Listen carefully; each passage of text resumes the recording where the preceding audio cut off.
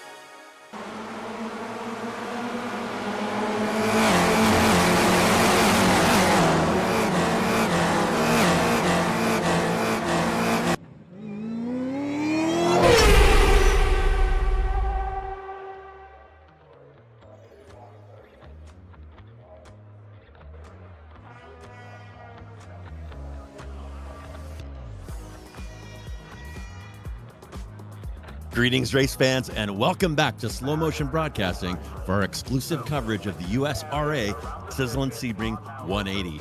J.R. Gregory here with you on the call. Beside me in the commentary booth, my partner, Racing Ron Mons, and our director and producer for today's action, Joshua Wilkie. And Kane Lasky will be joining us later on in the show. And few tracks say American Enduro more loudly than Sebring International Raceway. This facility began life as Hendricks Army Airfield from 1941 to 46. When World War II ended, gearheads do what gearheads do, and they see acres of unused tarmac. They create a racetrack. Alex Ullman, the guilty party here, striving to build an American racing facility to rival Cirque de la Sarthe. First endurance race held back in 1950, and since that time, Sebring has played host to Formula One, as well as the World Endurance Championship, IMSA, Trans Am, and many more. Today's configuration, 3.7 miles, just over 7 clicks, 17 corners. Our track record of 141,800 set in 2019 by Kobayashi in the Toyota LMP1, and that record is going to be safe unless we get some P1, F1 cars out here. And Ron, The qualifying session has wound down. We're about to get the grid going here in just a second, but looks like we're going to have a long pace lap here to talk a little bit about this event. Looking up and down the grid, looks like we have every piece of GT3 machinery on the iRacing service with the exception of Audi. So that should be a pretty interesting clash here today. Oh, it certainly will be here, JR. We got a diverse grid of racers, a diverse grid of race cars, and a rather interesting race to look forward to when it comes to weather as well, right here at the start and the precipice of this 3-hour-long endurance race that lies ahead. Looking at about 83 degrees Fahrenheit for the track temperature, 121 for the ambient, but time is clicking over fast in sim. Time set to double for these racers, so the iRacing time going double speed. That is going to create a rather intriguing day of racing action for sure here, JR. I'm certainly looking forward to it. Sebring, it's a track that I absolutely adore, and I have a feeling that this 3-hour-long race that lies ahead, it's going to be a challenging one for these racers in these GT3 cars to be sure, but it's certainly going to be a fun one. And to get the fun started, let's take a look at that starting grid, JR. Alrighty, well, up front on the pole, driving a Mercedes, couple of Mercedes up front, that V8 grunt doing well here at Sebring is Eldar Nui. Next to him will be Richie Chahan of Impact Simsport. Austin Diltz next to Jeff Perchaki there in row 2. Then 5 and 6, it's Morgan Smith lining up next to Michael Dion. John Ross and Ben Lawrence behind them. Rory Stumpf will line up next to Christian Ruiz in 9 and 10. Mark Szymanczyk next to Miles Gilzinger there in row 6 for 11 and 12.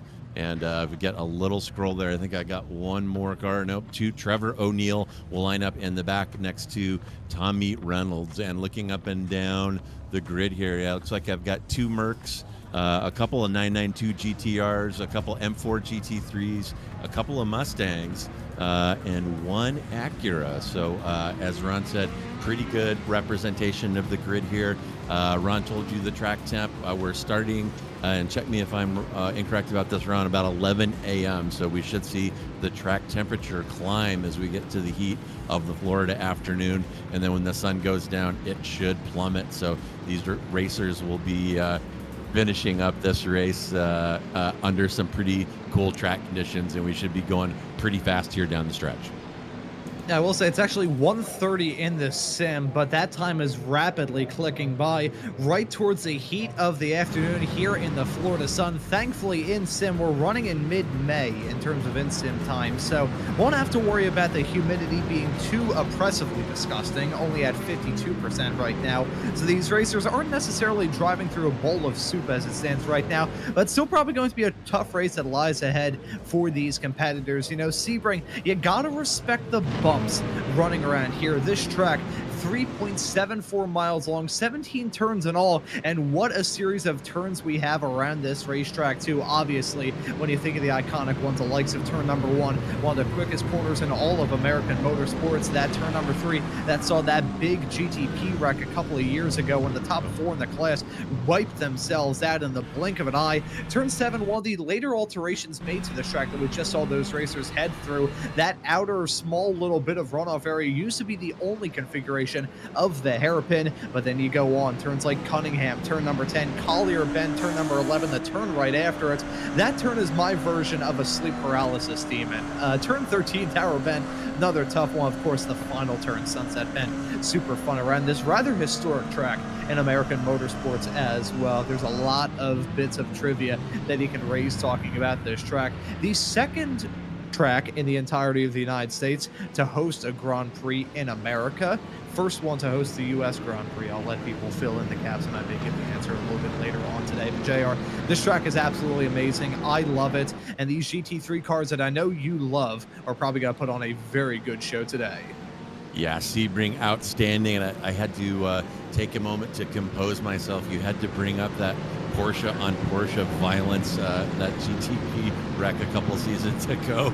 Took my breath and a few other things away from me. That little kerfuffle that we saw in the nighttime, as I recall. But you see the cars here. We're going to come through Le Mans corner onto that Ullman straightaway, named after Alex Ullman, who I mentioned earlier. And we're going to get this thing underway, and not a lot of time to warm up these tires, Ron. there's been a lot of talk about the change in the GT3 physics modeling a couple seasons ago, and it really is significant.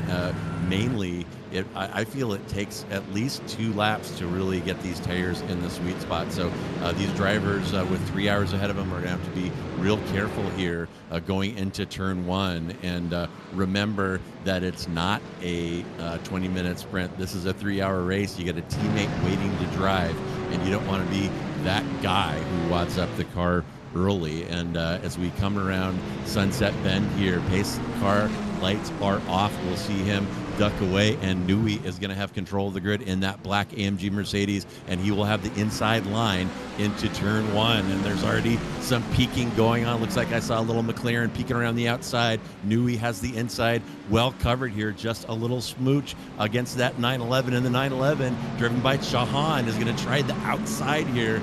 Nui will have the inside covered into the next corner, but a clean start so far, so good job by everybody, and Nui will survive the challenge from Chuhan for now, and maintain that P1.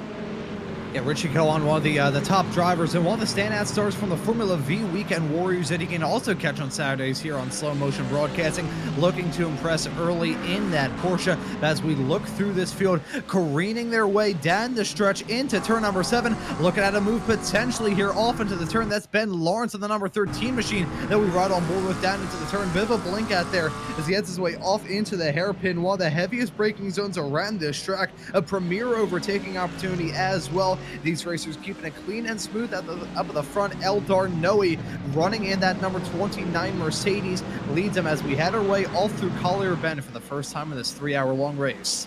Yeah, and I'll do my best to pay attention to Ron's pronunciations. I'm sure he's going to have many of these correct, many more than me. And Ron, one thing we might be seeing here early is some of these drivers may be tipping their hand on fuel strategy. This is a 3-hour race. These GT3 cars cannot quite do a full hour without some significant fuel savings. And if you can stay nose to tail here, do a little lift and coast, you might be able to get a 2-stopper out of this. And though the drivers that are pursuing that are going to have to put that into effect right away, and we'll see those drivers tipping their hand early if they're satisfied just running behind their competitor in front. Yeah, so let's see if these racers will try and have a little bit of patience in the early stages of this race. Blinking at yet again is Ben Lawrence, clearly the aliens after the number 13 car as we run on board with the 8 of Michael Dion.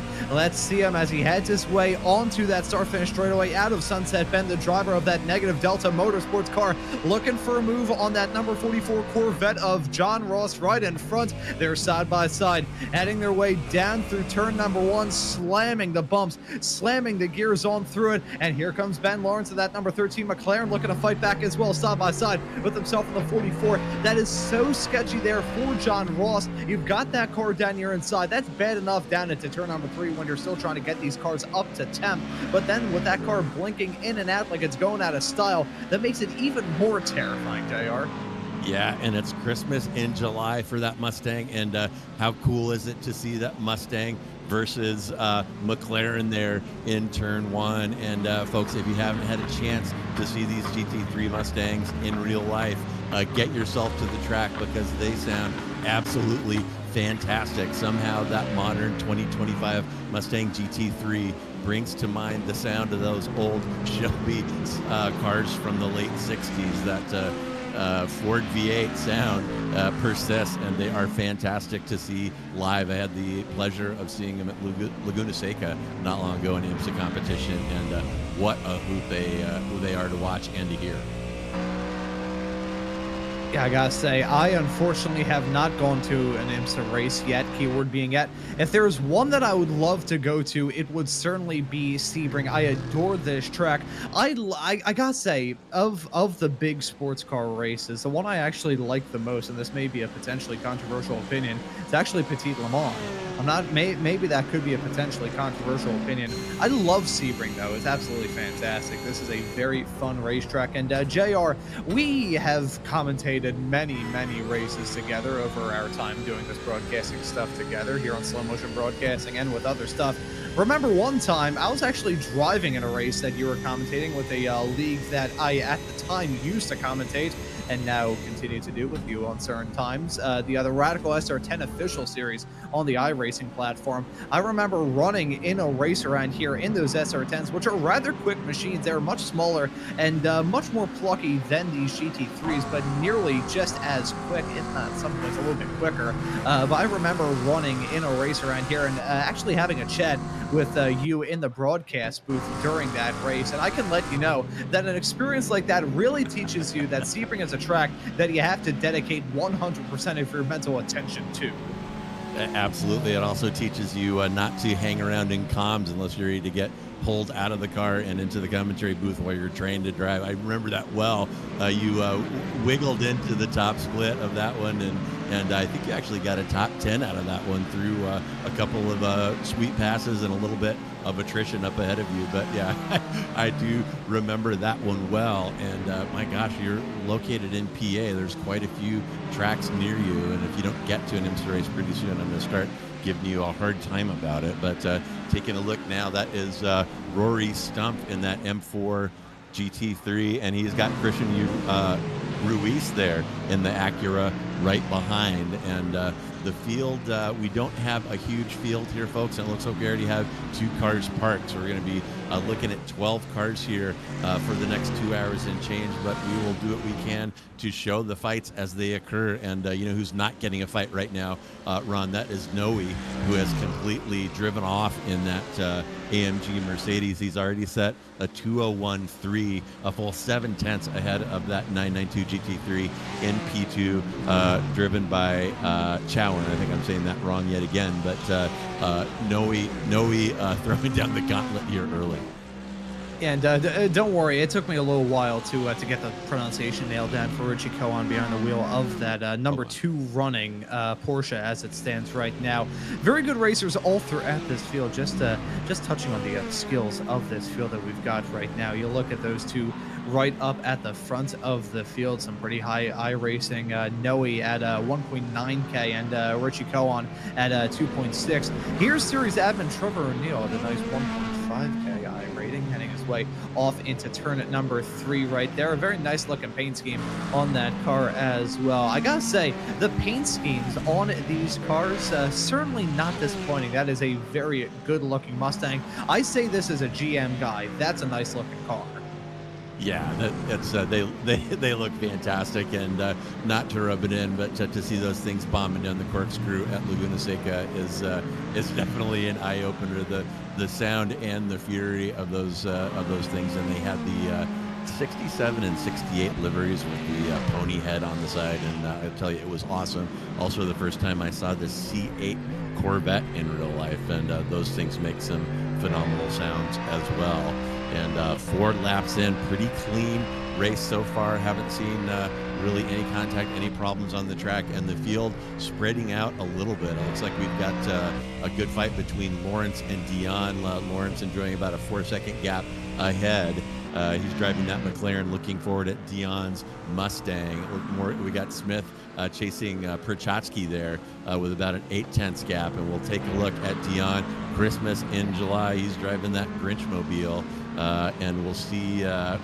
It's kind of interesting to see what the draft is going to do here and how good of a tow that McLaren is going to get here down the Ullman Straight. The draft used to be a lot bigger in these GT3 cars, and they have toned that down over the years, and really not much to it these days, Ron. It doesn't seem.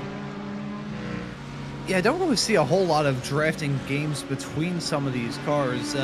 May need to hit the books a little bit to see whether or not the BOP that I have. This was a nice little bit of information that I stole right before I went on the Spot 24 hour-long show a couple of weeks ago. I believe the BOP is still round about the same in this build of iRacing. The front engine cars certainly feeling good at this point in the season. Getting to the end of season 3 here of 2025 on the iRacing platform. We'll say that that Mercedes, which is not really a new car. I believe the only car that is older than it in terms of the current slate of GT3 machinery here on the iRacing platform is, I believe, and you can correct me if I'm wrong here, JR, which I probably am, I believe the only car older is actually the Lamborghini Huracan. think the Porsche may be close. I remember I used to have the old Mercedes before they brought in this new edition, and I took a pretty significant break from iRacing just because I didn't have room for a sim rig, and in the process of that break, all of the GT3 machinery that I have, including the old Porsche and the old Mercedes, both got clicked over to legacy content. So that shows you how in tune I am with GT3 racing. But I think I am somewhat correct in saying that that Mercedes AMG GT3 is the oldest GT3 car we currently have here in the sim. Yeah, I think that is about right. And on that note, Porsche Motorsports just announced a refresh of the 992 GT3 car that you're seeing out here. They've already run it at Spa with a factory-backed customer effort over there. So keep an eye on that, and keep an eye on your wallet, as if iRacing refreshes that, they're going to be holding their hand out for 15 more bucks to keep driving the 992 generation of 911 GT3R. And yes, you can have it. Go ahead and take my money. I don't know what else to say about that. And my goodness, Ron, look at that. Mercedes stretched that gap. He's now stretched it to 3 seconds. So he's putting up about 0.5. Woo! Nice little drift there by that C8. Little trail break in there in turn 1, and we'll see whether or not that is sustainable in this afternoon heat over a whole hour stint. That was some significant slip angle right there. Yeah, that was a bit of a sideways snap heading off through turn number 1. You know, turn 1, probably one of the sketchiest turns in the entirety of American motorsports. Turn 1 at Sebring, it is ominous. I think one of the first times I remember as a sentient being, at the very least, tuning into the Sebring 12. I had tuned into it many moons beforehand. May also be down to the fact that I had a whack on the head a little bit earlier on that year and a pretty nasty concussion. So I may have earlier memories that I just have never been able to refire the neurons on. But I remember it was, I think it was the start of the 2018 Sebring 12, and someone can correct me in the YouTube chat. It was back when the Nissans were still running in DPI, those old Tequila Patron Nissans. And I think it was, I don't think it was Scott Sharp, because at that point he had already retired, the other former IMSA and IndyCar driver, and 1996 IndyCar co-champion with Buzz Calkins, a name that sounds like the name of an astronaut, but is actually a racing driver from the 90s. But I remember it was one of those old Tequila Patron cars that ended up wrecking down to turn number 1 right at the very start of that race. I may have to hit the books to try and remember exactly what year that was. I think it was 2018, though. I'm probably horrifically wrong. That's at least what my brain is coming up with at the moment. Yeah, 2018 Patron sounds like Honda APD, but I could be... It may have been the Honda. I don't know why I said Nissan. Yeah, I could be wrong about that. But, yeah, I was talking about Noe. Do I have that right? It's Noe?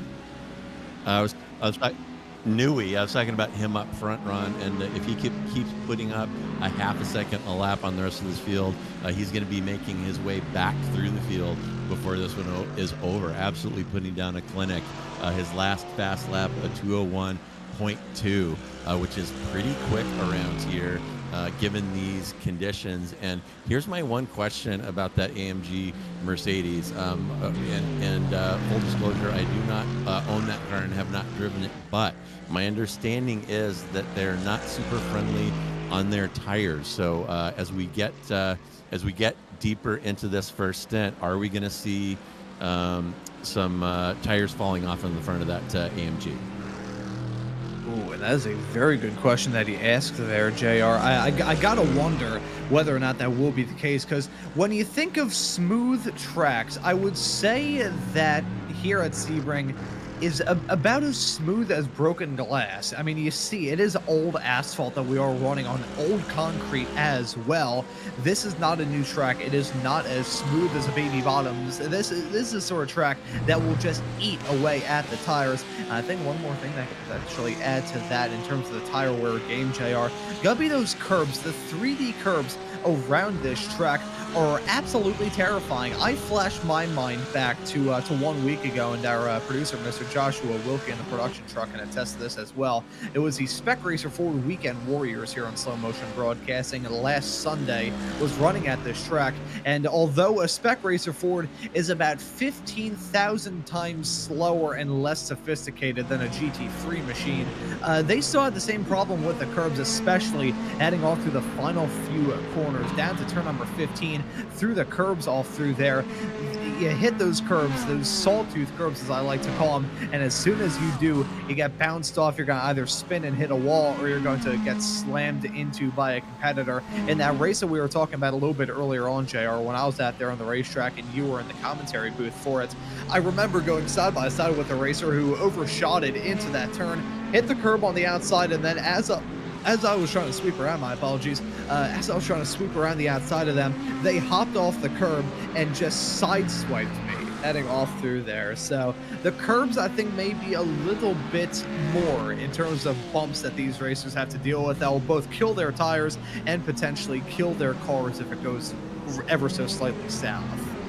Yeah, absolutely. And I'm recalling, I don't know, about 5 years ago, there was a big prototype crash there in that area of turn 15 and 16, because those sawtooth curbs are higher than the concrete behind, and they can actually corner hook a tire and turn you that way. And I remember seeing, I think, a gentleman driver in a P2 car have a huge wreck right there at the 12 Hours of Sebring a couple years ago. So yeah, the curbs absolutely treacherous around there, especially at night, where it's basically a sea of concrete, where the track is defined by curbs and not much else. And we're watching Ross go through that area right now, and right there, that corner is where that prototype caught a little bit of tire on that curb, or no, it was right here, because he hit the wall to the right there, and took that prototype out of contention. But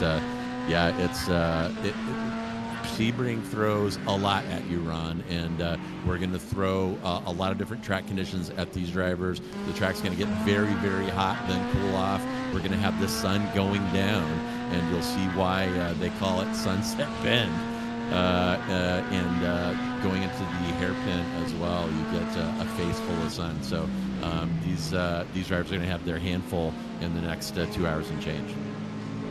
Yeah, that they certainly will. I think some racers are already having a bit of a handful early on into this race. We saw a bit of a wiggle heading out of the section right there. We're going to take a look at the sectors for these racers as we follow them off in this three-car battle that is definitely materializing between Perchatsky, my apologies, in the number 5 machine, and Morgan Smith in the 11, followed right behind by Michael Dion in that number 8 Mustang right there. You got 3 completely different race cars, 2 of them being American, 2 of them being large, 1 of them being a Corvette. So we have got a nice little sprinkle of everything that GT3 racing on the iRacing platform has to offer right here. 3 cars with very different characteristics, all running in a tail. Certainly the battle between Perchatsky and Morgan Smith going to be the one that we keep our eyes on right now. And in terms of the time that is being gained, you can see the other strengths and weaknesses of these drivers and their cars. As you can see, that gap seesawing back and forth in terms of the laps that they're setting, lap after lap,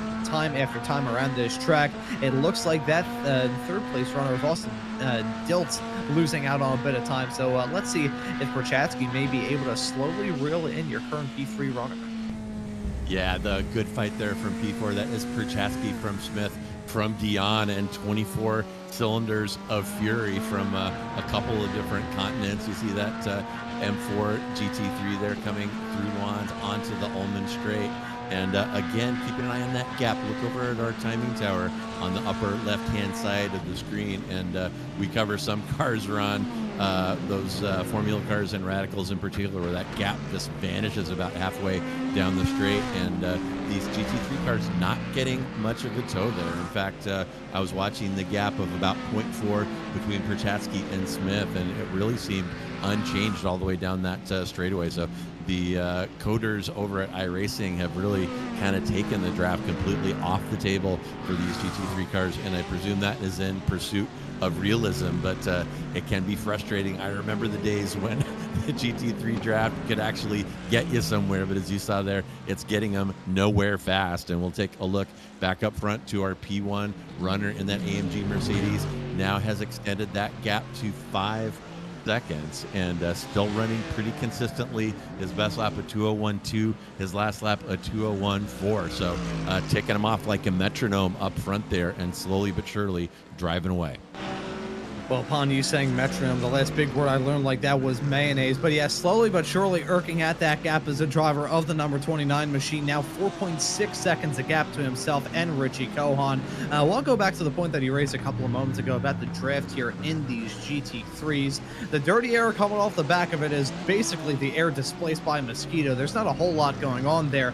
These GT3 machines as well, such unique shapes as well. Even taking the front end of it, obviously, you get the side profile shot, and you could see that a Corvette looks absolutely nothing like a BMW or a Mustang. As we look at these racers from the front and the back of their cars, you can still see the size differences going on there. That Corvette, part of a certain group of GT3 cars here on the iRacing platform. I would lump it in with the likes of the Ferrari, the Audi to a certain extent, although the Audi is kind of a middle ground between itself and the BMW.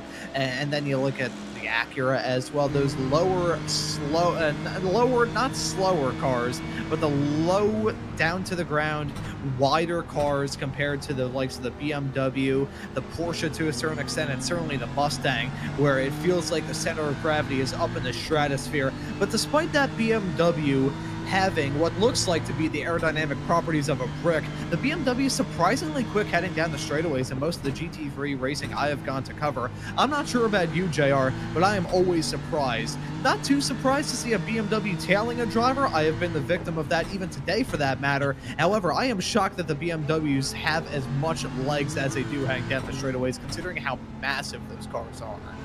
Yeah, plenty of grunt, and to take one of these M4 GT3s and make it as slippery as they have done, we could go into a whole discussion of computer-aided design, but you don't have to put clay models in the wind tunnel anymore. You spend a lot of time on the computer, and of course, these GT3 cars, rules limited, those are factory tubs that roll off assembly lines with cars that you can buy over at the dealer. So they're given the canvas that the car designers gave them for passenger cars and do what they can to create aero for them. They have splitters up front, diffusers underneath. They skin the bottoms of them and do some work on them, but they are factory tubs, and it really is incredible the aero efficiency that they have been able to come up with over recent years, to say nothing of power and fuel efficiency advancements. Again, thanks to computer-aided design, it's really incredible that like the factory version of that C8 Corvette that you see right there gets better than 30 miles per gallon on the highway, and that's better than the little crap box that I drove in high school with a carburetor on it. So the technology is definitely extending the viable life of internal combustion and being kind to the planet in the process. You know what's very interesting is the fact that in my house we have 3 cars, and my dad's 1999 Firebird is actually the most fuel efficient out of the cars that we have. Second would probably be our old 2006 Jeep Liberty, and a very distant third would have to be my 1985 Oldsmobile. That is a car that in the city does not get miles to the gallon, it gets gallons to the mile. That car just eats fuel, doubly so considering it basically has a gallon jug as the fuel tank. I remember, here's a good little story to share about my own driving adventures. I haven't been on the road for too terribly long. I got my driver's license when I was 17 back in, I think it was May of 2022. I remember I had to skip out on a day in high school because of that. My school gave me hell because I didn't provide a doctor's note. And then for my senior year, they put me in a safe driving course, even though I already had my driver's license, didn't have any points or tickets or anything of the sort on my record. They still put me in safe driving. So funny how all that works. But I remember I had to get the exhaust done on my Oldsmobile, and in the process of driving it back to the house, the thing ran out of fuel heading up the hill. I'll share more of that story as we take a look at Prochatsky trying to get a move done around the outside. This is how he got that move done, the BMW, in the first place. Woo! And a nice move. That is a ballsy move around the outside of turn 1, and Prochatsky making that one look easy there. You got to wonder if that M4 maybe had a problem coming out of Sunset, not getting a good exit onto the straight, because super easy. And speaking of Sunset, you see another BMW starting to struggle there, washing out and letting that Acura through. And gosh, how far into the stint are we? We're 25 minutes in, probably about a half stint in terms of tires here. And BMW, these M4s are another car reputed not to be very kind to their tires. And are we seeing tire wear start to cause problems for these guys? As we're actually going to take a look at a replay at the start of this race, and following Richie Kohan and the young driver behind the wheel, that number 12's perspective in this start, you can see trying to keep it tight on the inside line, contact being made. They had their way down into turn number 1 and side by side racing still with himself and Elder Newey. They had their way through there down into turn number 3, and that's where that Mercedes finally pulled out to get that gap. Kohan very antsy to try and jump in front of that number 14 of Austin Diltz, that Mercedes running right there in tow. Gonna take a look at another perspective of all this time with the number 14 of Diltz. And let's see, you can see that drag race heading down into turn number 1. And here's where it got close. Kohan running on the exact same line. He didn't change his line. The thing is, with turn 1 at Sebring, you do have that pit barrier extended out a little bit. It's moved over to the right-hand side, so you can set up your line a little bit better heading off through there. Kohan just kept it locked steady in that same little part there, giving Elder Newey a little bit of a headache heading down into turn number 1. Thankfully, though, they kept it clean. It's Newey up at the front now, holding on to a 6-second lead between himself and Richie Kohan for P1 and P2. Austin Diltz currently completing your podium. So that's a drama at the start of this race. Rather hectic start. I gotta say, Kohan, well played. Nothing in the rules that say you can't do that. That is just good gamesmanship from Kohan heading down to turn 1. Yeah, and Kohan may have kind of seen the future of this race and known that that was his shot to get past that Mercedes before it got away, and definitely gave it a great effort, and obviously did not work out, as Noe has stretched out that gap now to 6.5 and climbing. So not a lot of drama in the field right now. You do see Smith now coming up behind Perchatsky, and be interesting to see if he wants to get something back here. And again, Ron, I do think that fuel save might potentially be on the table here. I didn't get any fuel calcs done prior to this one, but I know that these GT3 cars cannot quite do an hour on a full tank, but can get a lot closer to that with a little bit of lift and coast and a little bit of drafting. And we may see Smith settling in to finish the rest of this tank, enjoying the wash off of that Corvette. You know, when I start to think about fuel strategy, I start to think about my 9 hours on the Spot 24 show on the iRacing channel, and how those pit stops came basically on the hour, every single hour, from the drop of the green flag in that race through to the fall of the checkered. And from my first hour on that show through to 14 hours later when I finally wrapped up my final stint on there, the strategy was always round about the same. We were seeing a couple of drivers really throw something at to see if they can make a different alternate strategy work. That's that everyone was keeping rather smooth, rather clean, and rather collected. That was my flashback of the day. Yeah, the first flashback of the show. Oh boy, I'm not really sure what else to say, so I'll swiftly and abruptly move on and say that we're following the number 2 of Mark Simonek right now, heading his way off into turn number 7. The other driver currently running in P12 has a little bit of a gap between himself and this 2-car battle that may potentially flare up between Series admin Trevor O'Neill and Christian Ruiz in the number 6 car. Christian, the driver of the one and only Acura in this field, running strong right now. We've got 2 rather different GT3 cars running nose to tail. We've got Japanese Acura, which is rather odd because Acura is basically what we like to call a Honda here in the States. And then you've got that all-American Mustang of O'Neill right in front. Yeah, and that O'Neill, you mentioned O'Neill's livery, and that absolutely looks fantastic. So cheers to him for putting a good livery on that car to liven up the broadcast a little bit. But yeah, interesting.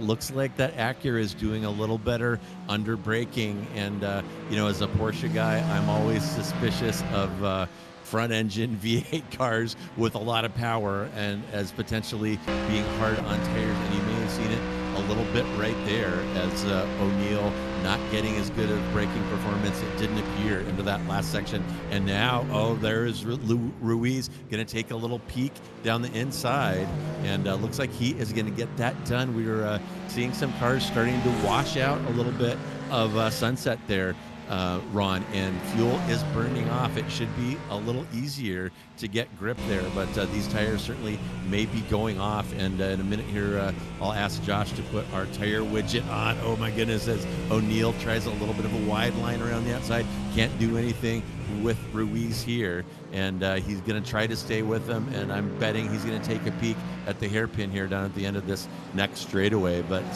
yeah, Ruiz making it look very, very easy to get around that Mustang that time. Yeah, it looked like he was basically sitting still there. Was Trevor O'Neal, gets that move done on him, does Christian Ruiz, and that is P10 for him at this point of the race. Let's see if that number 6 Acura will potentially be able to pull away in the not too far off future, as we're getting in to the halfway mark of the first hour of this race. And you can see that move, the dive there from Christian Ruiz. I think he was a little bit apprehensive to get that move done. It wasn't a full 100% send. He still tried to make it work, and there you can see O'Neal trying to salvage something. The exit of Sunset Bend, if you get a terrible run coming out there, you are a sitting duck heading down the start-finish straightaway. But I think Ruiz just was able to position his car well enough, and O'Neal maybe had to check up a little bit to avoid making contact at the turn, that he still finds himself in P11, and Ruiz has gotten that move done to jump his way up into the top 10. Elder Nui, however, he just set the best lap of the race, so clearly that German behind the wheel, that number 29 Mercedes, still running on rails. Yeah, some great camera work there by our producer, Josh. That move on Ruiz, I'm going to go ahead and give that one the move of the day right there.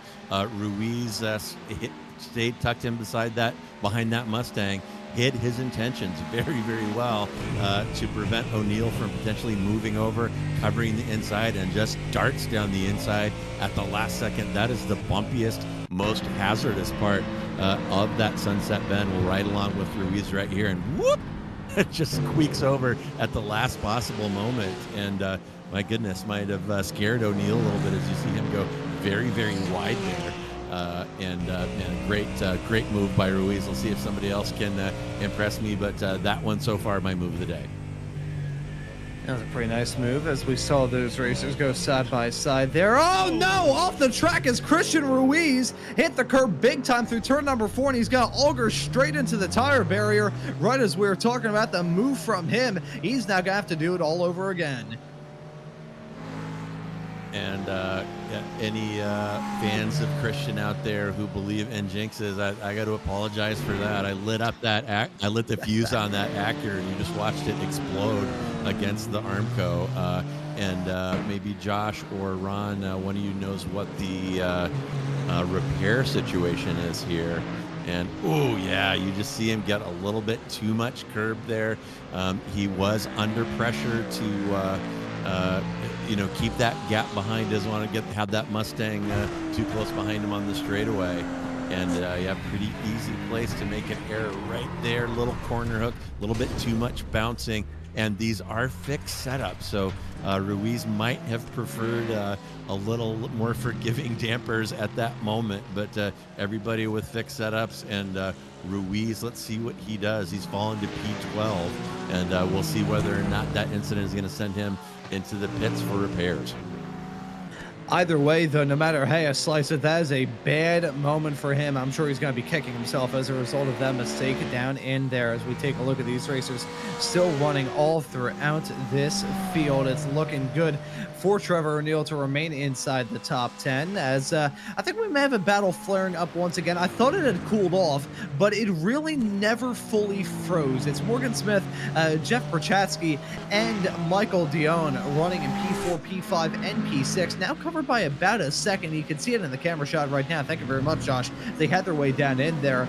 The Grinch who stole Christmas looking to steal spots out of the top 5 as Michael Dion in that Grinch Mustang, looking to run very well, and in a very interesting looking car, I will say. I'm trying trying to look through the entire time that I've been doing iRacing broadcasting for the past 2.5 years. I don't think I've ever seen a Grinchmobile, let alone see a Grinchmobile on August the 9th.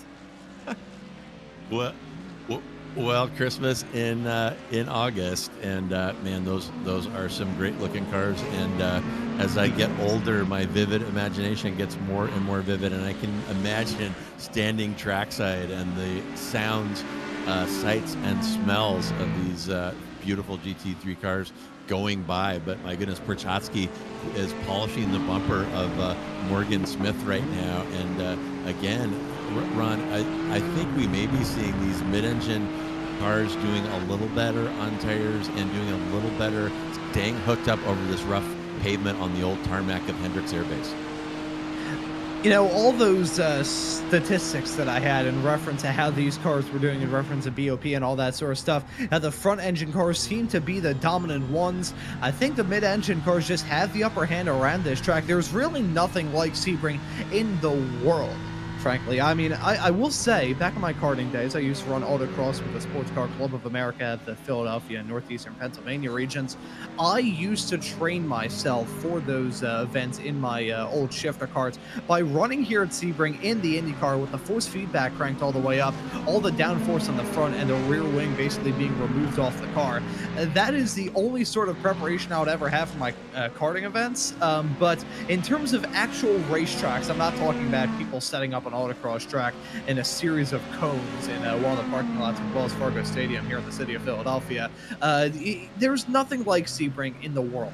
Frankly, it is so bumpy, so challenging, historic as well. This is the old school track in the world of sports car racing in the U.S. Not a lot of runoff area, not a lot of room to run or hide, and frankly, this track layout that we're running here today, although it hasn't been the one that Sebring has always remained with, as it has had some pretty significant changes as we have gone through the years, this is still one of those racetracks that has remained roughly the same ever since it opened many moons ago. It's just gone through a couple of tweaks, a slow evolution as the years have gone on. Sebring is just one of those tracks that is so synonymous and yet so hard to try and duplicate.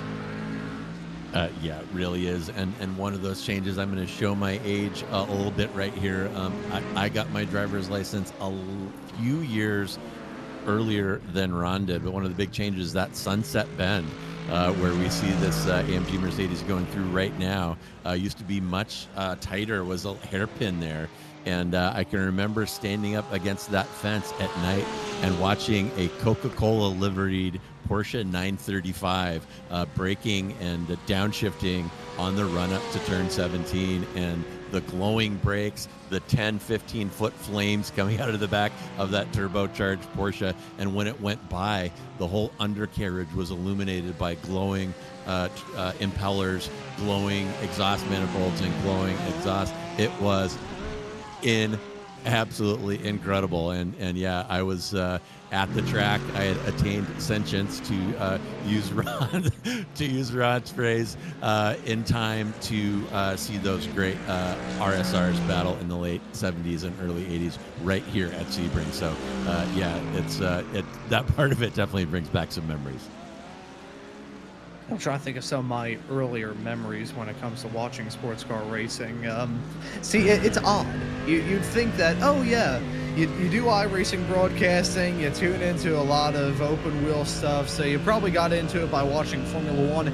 The first ever racing series that I tuned into was actually NHRA. I grew up as a drag racing kid. See, my dad, 67, he used to, I was going to talk about some of his drag racing adventures around back of his old high school, but I'm not really sure if I should get into too much detail about that, because I'm not sure exactly how the statute of limitations works when it comes to street racing back in the 1970s. But that's the sort of environment that I grew up in. My dad, big into drag racing, dragged me out of, I think it was preschool, to bring me to my first ever NHRA drag race. It was at I think it was at, I can't remember whether it was Raceway Park in Englishtown, which I believe is sadly going to go the way of the Dodo Bird. The drag strip's already gone, but I think they're going to be selling the facility in the next couple of years.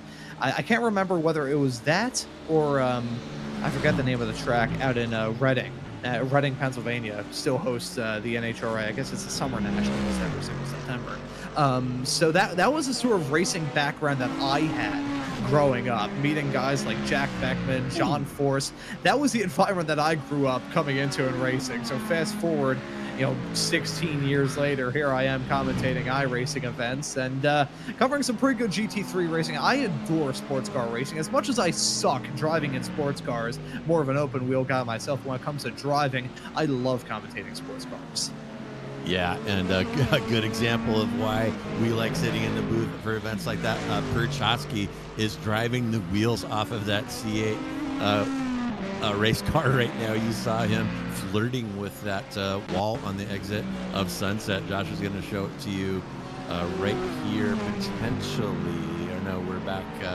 We're back. Oh, he had a little off there out of turn one, but he is absolutely flogging that thing. And I wouldn't be surprised if he left a black stripe from his mirror on that wall on the exit of Sunset. He is absolutely beating that thing senseless and really wants to make something happen there with Morgan Smith. He's been riding that gap of about half a second for quite some time. And deja vu all over again. No, folks, that is the same incident from earlier. So that poor driver has not bended it twice. But 40 minutes in now here, and we're going to see how people are doing on fuel economy, see how people are doing on pit strategy here before too much longer. But with the kind of intervals we're seeing out there, my goodness, there's a interval in excess of 20 seconds, another one 10, 7.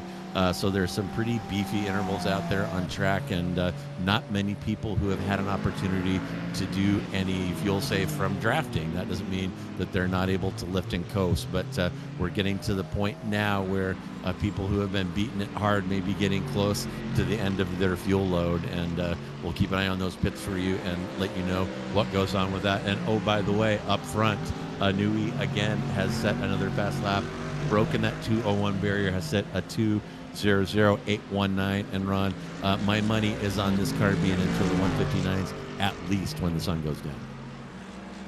I have a feeling that we may potentially get there. We'll just have to see whether or not that can happen, but that'd be a pretty nice thing. Touching on the actual time here in the sim, because I raised that it is quite a lot quicker in sim than it is in real life.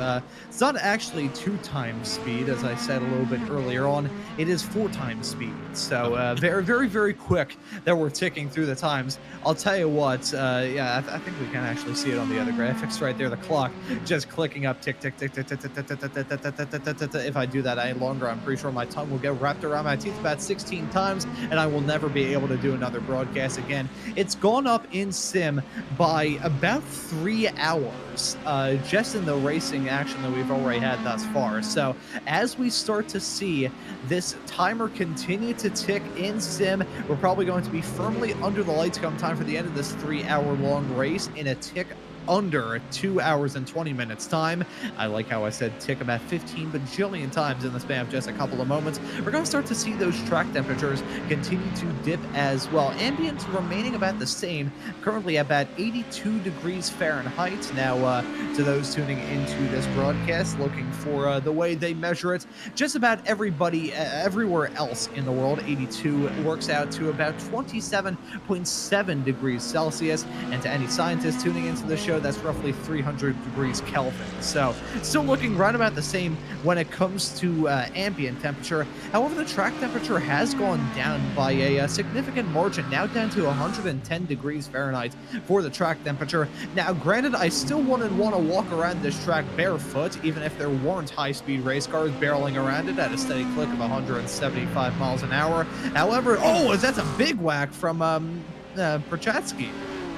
Yeah, Perchotsky has been flirting, finally got slapped, cozied up a little too tight to that wall on the exit of Sunset, and takes a little shot there. I don't see damage, but you see him washing wide there out of turn 1 again.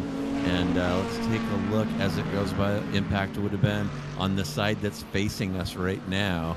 And yeah, it looks like he's missing a mirror at a minimum on that side. So he may have some mechanics out tinkering with that car when he comes in for a fuel load in the not too distant future here, Ron. And Let's see, how are we doing here? Yeah, you mentioned the time. It's between 4:30 and 5 p.m. here, and the track temperature starting finally to drop off. And we're as fuel loads go down, the surface temperature goes down. We're going to start to see lap times going down as well. And yeah, taking a look right now at Semanchik and that good-looking 911. Semanchik currently running in P11 and showing a fast lap of 2:02.9. So he's about 2 seconds off of the pace put down by the current P1 AMG Mercedes, which is definitely setting a pretty high standard for lap times. Sorry about that. Yeah, certainly setting a very good standard. And speaking of a standard of excellence in the YouTube chat in terms of commentators, of course, I can see the message from you there, JR. I also see a message from our SMB colleague, Mr. Charles Bushell, there in the YouTube chat. Very happy that he got to hear story time with Ron. So, you know, I think I was going to share this story a little bit earlier on, talking about me running out of fuel in my old car. I can let you know that it is not a pleasant experience steering an 80s boat. Oh, right as I try and raise a story, I thought, oh no, that's a spin from Prochatsky heading off through the final corner, and he's got to take at Michael Dion with him. Contact being made. They head their way through the final corner. Oh, look at that. Threading the needle there is John Ross coming in like an Exocet missile, but contact being made, and the Grinch is going to be very sad about that. Yeah, the Grinch mobile there. And the yellow. Picturing that little dog trying to... A full course yellow. Pull him in. Yeah, the pace car is going to go out. A full course yellow has been thrown, and that Mustang is jacked up. And nobody answered my question. Do we have faster pairs here? I guess we're going to find out in a second if that crabs its way back into its pit stall and is miraculously immediately repaired. We're probably going to see Dion go up on jack stands and go ahead and take fuel and tires right now, I would guess, too, 45 minutes in. But my goodness, that Mustang is wasted. And, you know, we saw that Corvette hit the wall and pick up a little damage. And there we go. You got to think that that damage may have caused that spin that led to this whole incident, Ron. And, you know, that right there, we saw that car just immediately puffing back up and being good to go. Talk about iRacing mechanics not skipping out on their dosage of Red Bull. Let's take a look at this from Jeff Prochatsky. In the number 5 Corvette, loses it over the bumps under the bridge, and nothing that Michael Dion could go wheel-to-wheel contact being made. Very rare that you see a GT3 car have a bunny hop like that up in the air against the wall. He's going to go some rather major and extensive damage on that car as a result of that moment. But Prochatsky, he didn't get away with it clean either. There's the spin. There's the contact. He avoids hitting the wall just barely. You can see him having to spin up the crap out of the rear tires, trying to avoid contact with that outside tire barrier. Certainly the one that got the short end of the stick, and that was certainly Dion. However, Prochatsky, he didn't get away with it fully clean either. Yeah, that was hurtful by that Corvette. And go ahead right now, kids, and look up low polar moment of inertia, and you'll learn something about what it's like to fight these mid-engine cars across that bumpy surface in Sunset Bend. But Dion now having problems getting his tires up to temperature, it appears.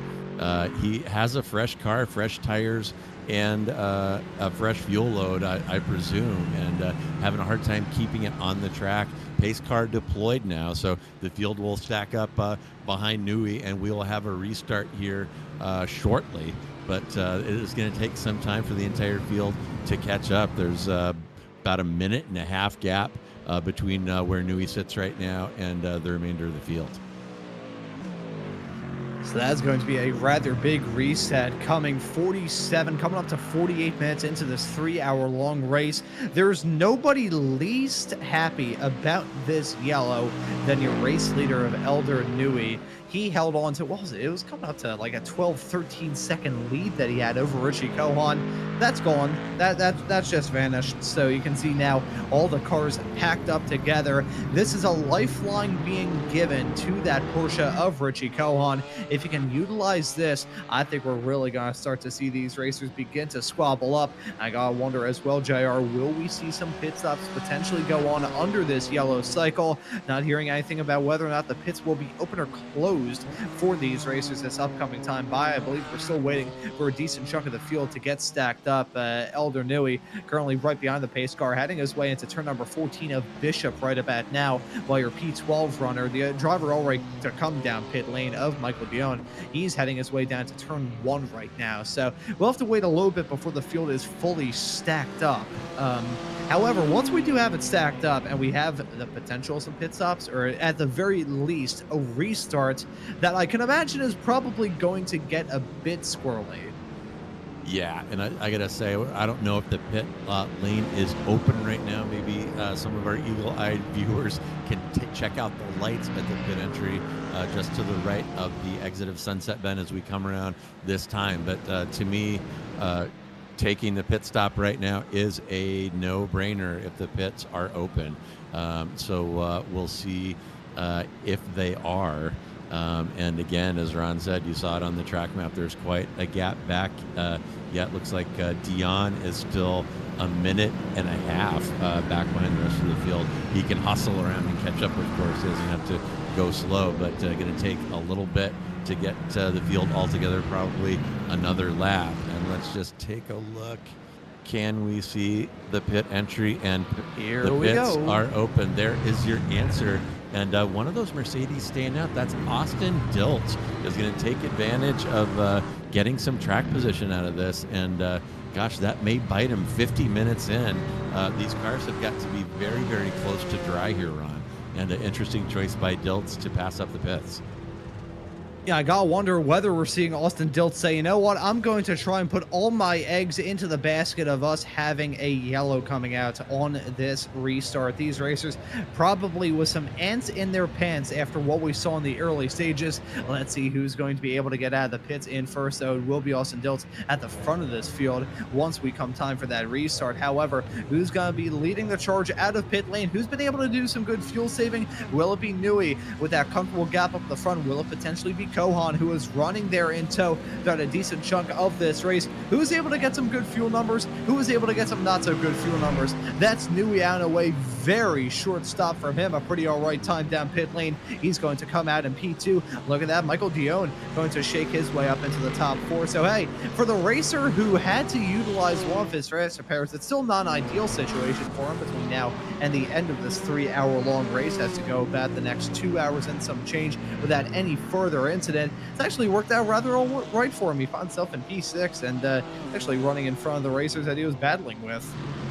Yeah, and I saw one long pit stop there by Stumpf in the BMW. I'm not sure what went wrong with that, but Newey definitely got out very well. And you saw the cars go up on jacks and back down. And if you're not familiar with GT3 racing, these cars hold 100 liters of fuel and tires at the same time. So the tires go on while the car is still fueling, so it doesn't require any additional time to change tires, and that makes tires kind of a no-brainer unless there is a tire budget here, and I don't have that in front of me. Ron or Josh, can you tell me if there's unlimited tires or a set number here? And that is a very good question. I will get that answer for you here in just a few moments time. I believe it is unlimited sets for these races. I've not heard anything. Actually, now I'm looking through 5 tire sets limited for these racers here. So I would assume that includes the tires that they started off with. I think they're going to be all right when it comes to tires. You know, when I think of things that wear down very quickly, sports car racing tires usually not up at the top of the list. I would probably put tungsten in terms of materials that wear down quickly above sports car tires. Yeah, and 5 sets in in a 3 or 4 stop race is essentially unlimited. So yeah, as I said, there's no cost in terms of time changing tires. The tires could go on while the fuel is going in. You saw all the cars go up on jacks and back down during the fueling process. And Dilt, I'm kind of wondering what his plans are right now. We're 53 minutes into this one right now, and I can't imagine he's got more than, gosh, I don't know, 4 or 5 laps left of fuel in that car unless he's done some epic fuel saving. So again, not really sure why he bypassed the pits that time. Maybe he doesn't like going in a crowd. I don't know. But he is going to control the field here. The pace car is in. And looks like the green is flying. Dilt's maybe a little slow on the throttle. Looks like Nui is going to take a peek down the inside of turn 1, and some 3 wide action on ice cold tires down into turn 1. This is a restart with less benefit of tire warming than we got on the warm-up lap on the initial start, but Dilt's hanging on so far. It's Dilt's from Nui, from Chohan up front, and a little bit of side-by-side risky action there in 2, 3, and 4. So far, so good, running along with Perchotsky, looking ahead at Smith and Lawrence side-by-side, and Perchotsky looking a little racy, like he wants to make something happen here. He came out of the pits pretty well in P6. But may not be satisfied, and now is a good time to make something happen. And speaking of making something happen, take a look at Smith in that M4, stuffing it down the inside of the hairpin, and that will be good to move Smith up into P4. Yeah, that works out rather well for him, heading off into that section of the track. Oh, look at that. That's Dilt running a little bit wide as he heads his way down into Cunningham. This may be the opportunity that Nui takes as he's around the outside into turn number 11. Here comes Richie Kohan down the inside into, oh boy. No, look at that. Running a little bit wide is Nui. He's back along side by side as they head their way down through into turn number 14 of Bishop. Down to Tower Bend was where we saw Kohan go for that dive. He makes it work. Brilliant stuff down into that section of the track. Kohan go jump into the race lead. Elder Nui now slotted in second. Austin Dilt with a dramatic series of events going to round out the podium as it stands right now. That did not work out well on those old tires, those cold old tires as well in this restart. He probably had the stopping power of Fred Flintstone's car heading down to Cunningham. Yeah, and add that to the adrenaline poisoning of having Nui in your rearview mirror. And my goodness, who could have seen that coming from that 911 by Kohan there? You knew that he was going to try something. He tried something off of the initial start. You knew he was going to try something off of the restart. A bold move there.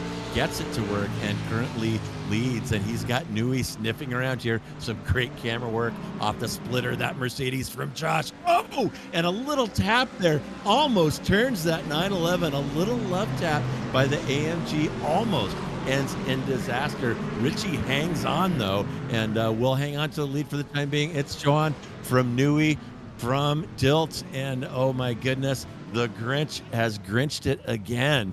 That Mustang having nothing but problems over the last 10 or 15 minutes. I see another car sideways there. We may have had some involvement from that Corvette of Ross, and we'll go back and get a replay of that to show you what happened there. But up front, it's still Chohan from Nui, from Dilt, and Dilt's hanging on here, benefiting from a very light fuel load, but suffering, as Ron pointed out, from some tire wear. Here is a replay of that. Whoa, boy, Jackson. Boy. Yeah, that's a okay. We do have live stewarding here, folks, and I'm sure they're going to be taking a look at that. It did not appear to me that the Grinchmobile was cleared there before moving over on the Corvette. I think he may have still owed him base there in turn 2 or 3. So our stewards probably taking a look at that, and we will let you know the result of that review as soon as it reaches us here in the booth. Yeah, so unfortunately, for the first time, I think the Gritch has had something stolen from him, that being a spot inside the top 10. Now running in P11 will have to be on the comeback tour in that Mustang, but we jump back to the front and follow Richie Cohen and Elder Newey running in their own little pack right now. They've broken away from Morgan Smith, your current P3 runner in that BMW. Now about 1.8 seconds a gap between your race leader of Cohen and your P3 runner of Morgan Smith. But let's see, as they head their way down the start-finish stretch into turn number 1, will Elder Newey go for the move? He looks for the inside, then goes around the outside. About last late breakers in through the turn. Look at these racers trying to manage the bumps. Newey with a little bit of a sideways snap heading off through there. You can see perfectly straight on the wheel, heading off through a turn. That's a sign that that back end may have a bit of a mind of its own, but look at these racers clobbering the curbs, sending it and hitting every single bump around this track. They're having a chase down at the present moment. This is the kind of stuff that I was expecting with two very good racers at the front. Yeah, no doubt. And my nerd mind at that moment went to some of these full motion rigs that are out there. If you can imagine riding one of those bucking Broncos around Sebring right now.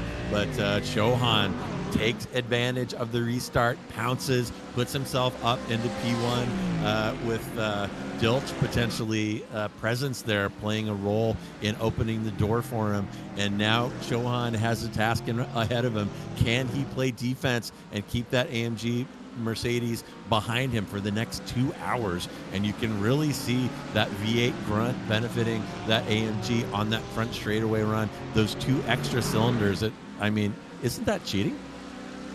Not touching that one. Let's see as these racers head their way down into turn number 15, the curb. We haven't seen anyone get bit by this curb just yet. No one getting struck by that bullet. Very brave stuff from the new, and you can see how much he closes up, heading down into turn number 16. That's Le Mans bend right before the Ullman straightaway on the back end of this track. You can just see how deep he was on the brakes, heading off through there. This is going to be some fun as we still see these racers continue to squabble up at the front, pulling away still between themselves and Morgan Smith.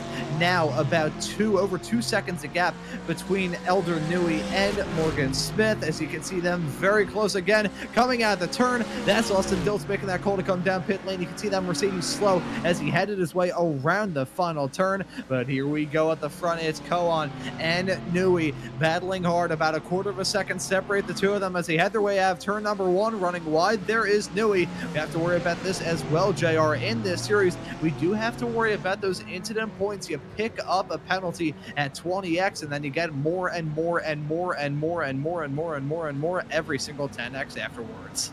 20x. Well, I'll tell you what, Ron, I'm not going to name names, but I can see off tracks on my SDK timing off to the right of my screen here, and there are 4 cars over the halfway point if the target is 20, over the 10 spot, and a couple of them sitting at 14. So they better take it down a notch, or we're going to be seeing some penalties before this one is over. We just, believe it or not, just crossed the 1 hour mark here. So 2 hours to go.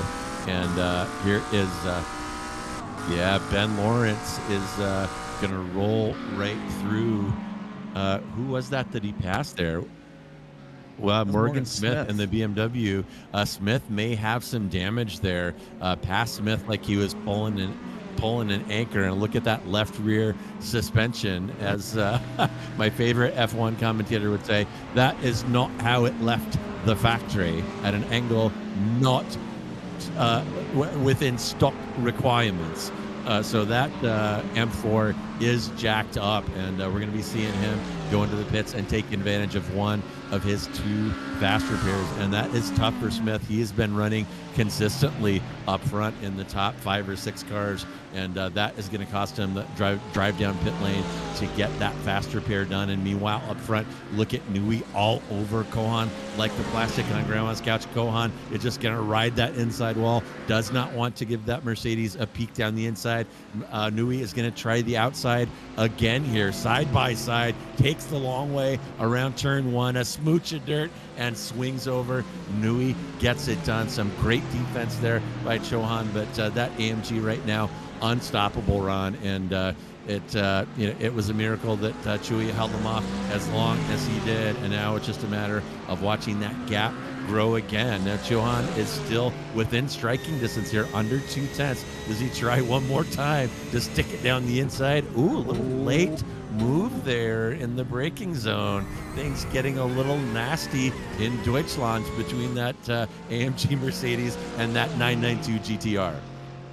And you can see those two swapping sides like they're flipping burgers off into turn number 7. Nui and Kohan giving us a swapperoo down in there. You can see, oh, there, oh, that's close quarter stuff heading off through there. I gotta wonder whether or not there was a touch between the two. Looking at some front end damage on that number 12 for Richie Kohan. That had to have been a touch. I wonder if there's anything to the back of that car of Elder Nui as well. That was heading down into turn number 10 of Cunningham.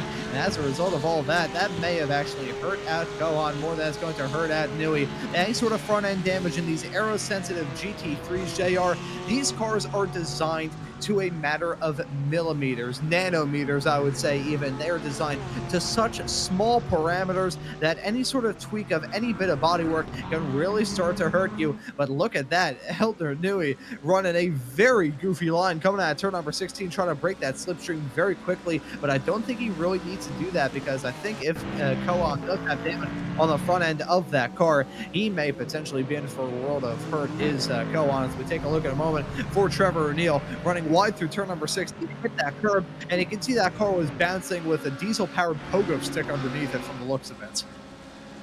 Yeah, and he's fortunate there that we're on the new grass model and not the old one. He was well into the grass on the exit of Le Mans. In the old days, he would have been off in the barrier without a doubt. And here is Nui again making that brave outside pass into turn 1, and immediately slams the door, says, forget about it. Chewy, I'm sorry, Johan there, not deterred. We're going to see it one more time.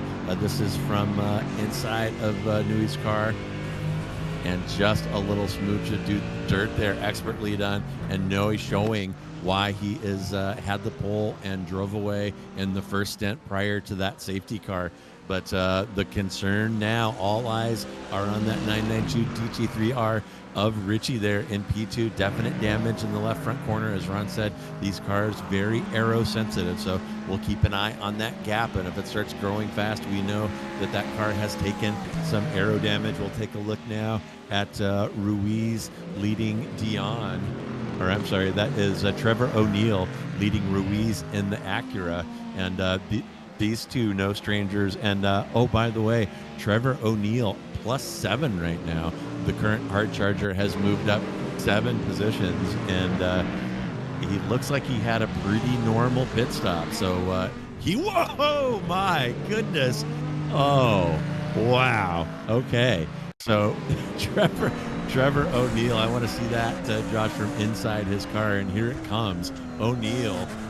Oh, that's from Ruiz following, but you see O'Neill go evasive there, and just missed the spinning Grinch mobile, and some great driving by him. And as I said, he is now running in P6, and that is up 7 from his qualifying position. So O'Neill making some good progress here, only an hour in and plenty of time left. So, and and here is that Acura again. That is Ruiz and O'Neill going at it, and these two putting on a great fight, and this one is not over. We'll keep an eye on that for you. That's actually one of the more tight intervals on the circuit, about 5/10 right now in that battle for P6.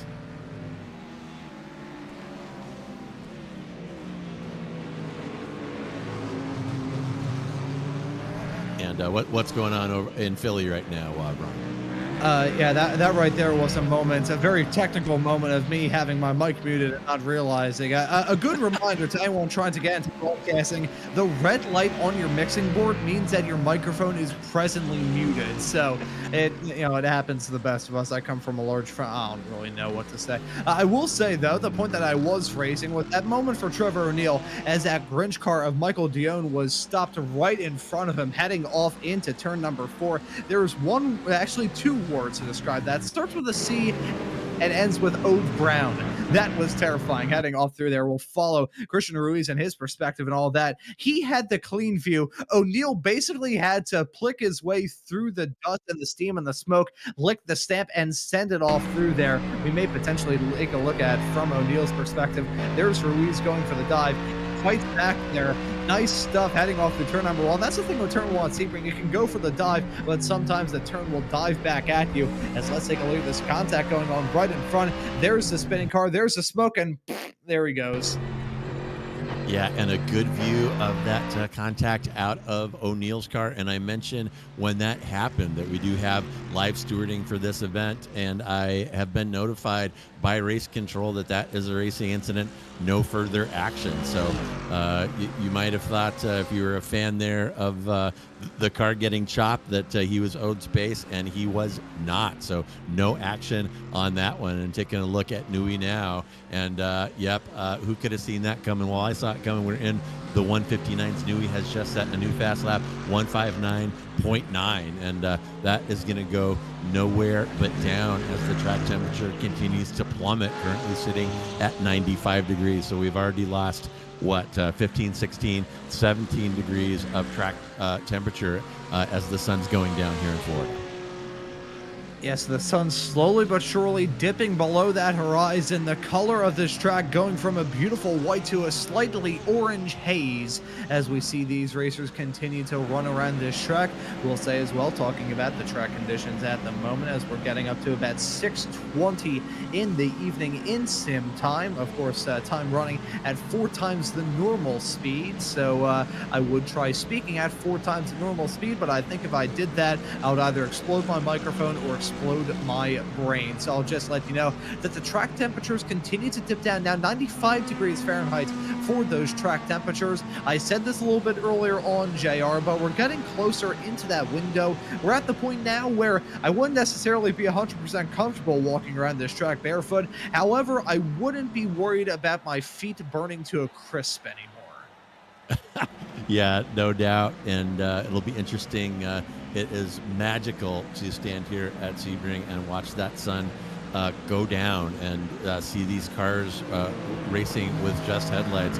Really no lighting to speak of here at Sebring. They have added some reflectors similar to the ones that you see on the highway that mark the fog line and mark the lane divider line. So they have some help there, but it is quite dark here. One of the things that makes it very dramatic to watch an endurance race here at Sebring, and makes it very challenging to be behind the wheel of one of these GT3s.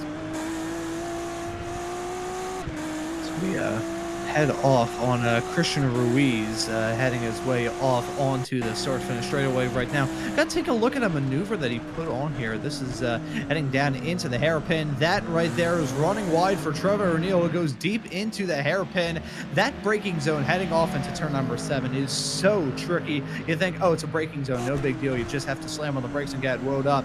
The asphalt, the concrete, the racing surface, because you've got basically every single racing surface you can imagine here outside of ice, but the asphalt that you have to run on the racing surface heading down into turn number 7, about as patchy as my face when I was 14. So frankly, heading all through there and trying to get woed up even in these cars with ABS can be a big challenge. Yeah, it absolutely can. And watch Dion. Oh, that is a replay of Dion making something happen there, and making something good happen after some early struggles, some Mustang on Mustang action there into sunset, as we review some of the action that we missed earlier on. And Dion somehow running in P7 after we've seen that car bent, busted, and battered and backwards and in the grass a couple times, is sitting in P7, only having lost 1 position from his qualifying of P6. And and as predictably as the sun setting here over north central Florida, Nui has extended his gap back up to 0.3. So Johan again in the position that he was in earlier, hoping for another yellow, hoping for another opportunity to make something happen on a restart. Yeah, so let's see how it all works as we see these racers wiggling their way down the Ullman straightaway off into Sunset Bend here in just a couple of moments. I'm riding on board with Michael Dion, trying to chase that Acura of Christian Ruiz right in front. You look at the size of the cars and you look at this move from Dion, heading his way down the inside. Ruiz gets a little bit tripped up through there, and through goes Dion. Look at the size difference, though, of those cars. Such a strong departure and such a good battle that we've got going on right now, and it looks like that will stick for Michael Dion. He remains in P6, but look at the difference in those two cars. You basically have Sasquatch versus a small insect. Sasquatch versus mosquito. I like it. And you know what sticks out in my mind, Ron, about that move? Great camera work by Josh, by the way, but that crisp turn in that he got to make the move inside of that Acura, and the Dion there taking advantage of the fresh rubber, because I don't see that Mustang turn like that toward the end of the stint. That was clean, mean, and definitely assertively getting it done. Yeah, he gets it done in rather convincing fashion. Nice stuff. Heading off into that part of the track, we look at these racers as they head their way off through the mid-sector into turn number 10 of Cunningham, right after the section called Fangio, turn number 8 and 9. Now, I said this right at the top of the show, JR. We're bringing back Ron's trivia right towards my end of the time on the show, as I'll be passing my microphone off to Kane Lasky here in just a couple of minutes' time. So I want to ask you this trivia question. I said that this track is the second to host a Formula One race in the United States, the first to host the U.S. Grand Prix. Do you know what the first was? What was the first track to host a Grand Prix in America? Oh, wait a minute. Technically not a Grand Prix, just a part of the F1 calendar. Right. So I think the Formula One race here at Sebring was very early on in the 70s. So I'm going to say it had to have either been Long Beach or Watkins Glen. I'm going to say Long Beach. So interestingly enough, it was actually Indianapolis. For the first 10 years of F1, between 1950 and 1960, the Indianapolis 500 was a part of the Formula One World Championship.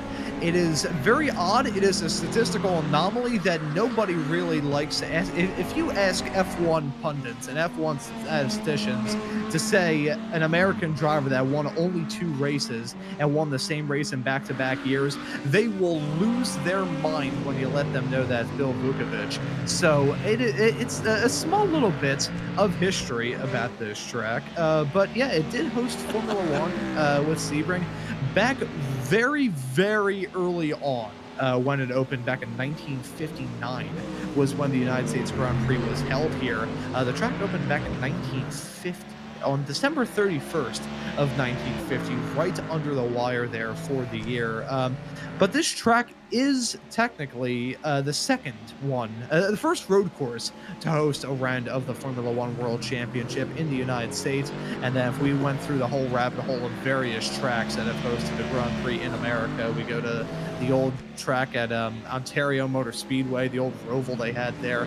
It is a very deep rabbit hole that I unfortunately know way too much about. You ask me about motorsports history, you will be bored to death, but potentially learn something new. Oh, is it my turn? Sorry. While we were getting a trivia fact that the asker freely admitted was a highly annoying trivia fact, we did have some action there on the track as Dion pushed through Morgan Smith, who is still driving that damaged M4, and that's either a graphical glitch or it's not bothering the car. But my goodness, that wheel looks way out of sorts. But in any event, Dion making it happen there in fine form to push back into the top 5, and that will put him now he's going into the pits. Maybe Smith heard us say that his wheel was jacked up, and that passed by Dion enough to convince him to duck into the pit. So he will be in. We're 76 minutes into this one. This one is going to cost him run. We're way off the pit sequence, and whoop, up he goes. And he's getting tires and a partial fuel load here. Oh my goodness, and way off of the pit sequence, and this is the whole sequence is going bad to worse from Smith right now. As things stand, he's sitting in P11, having lost 6 positions. So that contact, very, very costly for him. As you can see, a little bit of strobing going on there on the inside of the car. Oh, there it is, his back as he heads his way back onto the racetrack. There's a party in the house, but that party's a rather sad one for the number 11 of Morgan Smith.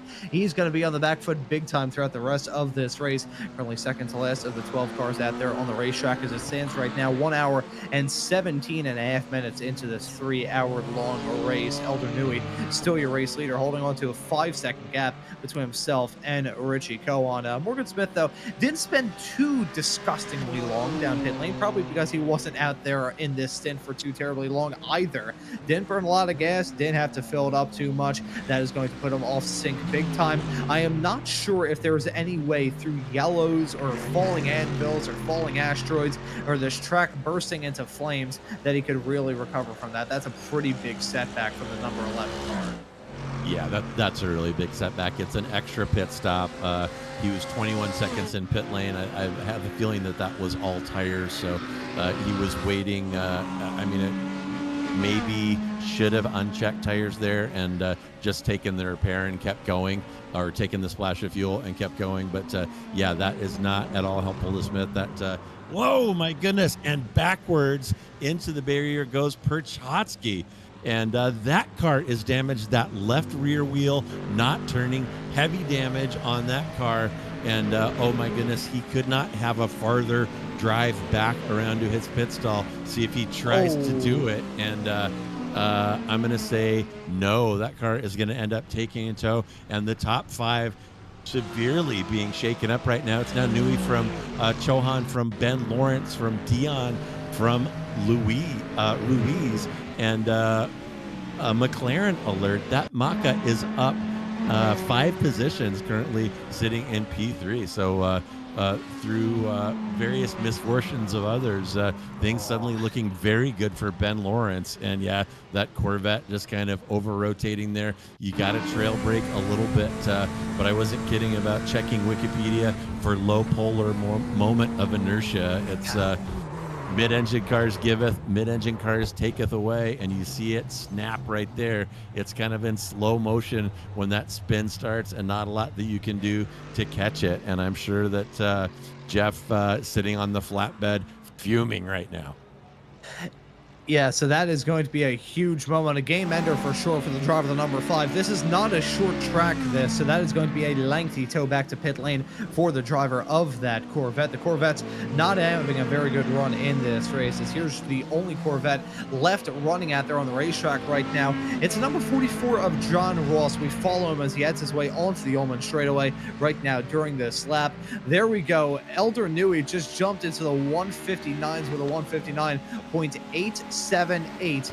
That was so quick over himself and Richie Cohen, nearly a second and some change quicker. That was super quick there from Elder Newey, a little bit under a second quicker last time by, but he is still absolutely on rails at the front. But that was a huge moment from Perchotsky. We saw him get a little bit loose heading off through there, hit that inside wall, and then even with that tap, the assistance tap heading off down in there, it still did not stop the inevitable. Goes around, hits the wall. That's some rather massive damage on that car, as well as we look at a dive nearly being attempted from John Ross on Trevor O'Neill. Yeah, Ross trying to take a piece out of O'Neill, and O'Neill right now, our hard charger, up 7 as he sits in P6. Ross showing his nose there into turn 2, and again, classic battle here at Sebring between the American makes Mustang versus Corvette. How many times have we seen these two companies go to war over the years? And so great to see it here at Sizzlin Sebring. This is the kind of stuff that I signed up to watch here, and so far so good, Ron. Pretty good race here so far. Yeah, very good race up to this point here at Sebring. This event has been a rather fun one to keep tabs on up to this point. Now 1 hour and 21 and a half minutes into this 3-hour long race. I'll be stepping aside here in the broadcast booth, passing my mic off to Kane Lasky here in a couple of moments time here, JR. But it's been a fantastic race up to this point. It's been fun. We've got that battle up the front that I think is still going to get intense. If we have another restart coming up in the not too far out future, I would not be shocked if Richie Kowan tries to give it another whirl at El Danui. I know that racer behind the wheel of that Porsche. He's quick and he knows how to take the gloves off and really start to battle hard. So I think we got a lot of stuff to look forward to between now and the end of this race. I'll step aside here in the broadcast booth, pass it back off to you, JR, to bring in Kane Lasky here into the broadcast booth. All right. And thank you so much, Ron. Always a pleasure to hear your insights and to hear the story of the day that you became sentient. That one always brings a tear to my eye. But right now, this is about the closest gap that we have in the field right now. That is John Ross chasing Trevor O'Neill, trying to contest P6. And that would be... Ross actually sitting right now in his qualifying position of P7. O'Neill, as I mentioned, your hard charger, up 7. And here comes Perchotsky. And I'd like to see him get back out there. It can be frustrating when you take damage like that and have to sit in the pits while the field streams by. But Perchotsky still getting back to it. He's got over an hour and a half remaining. And they call it endurance racing for a reason, folks. Anything could happen, and Perchotsky going to get back out there.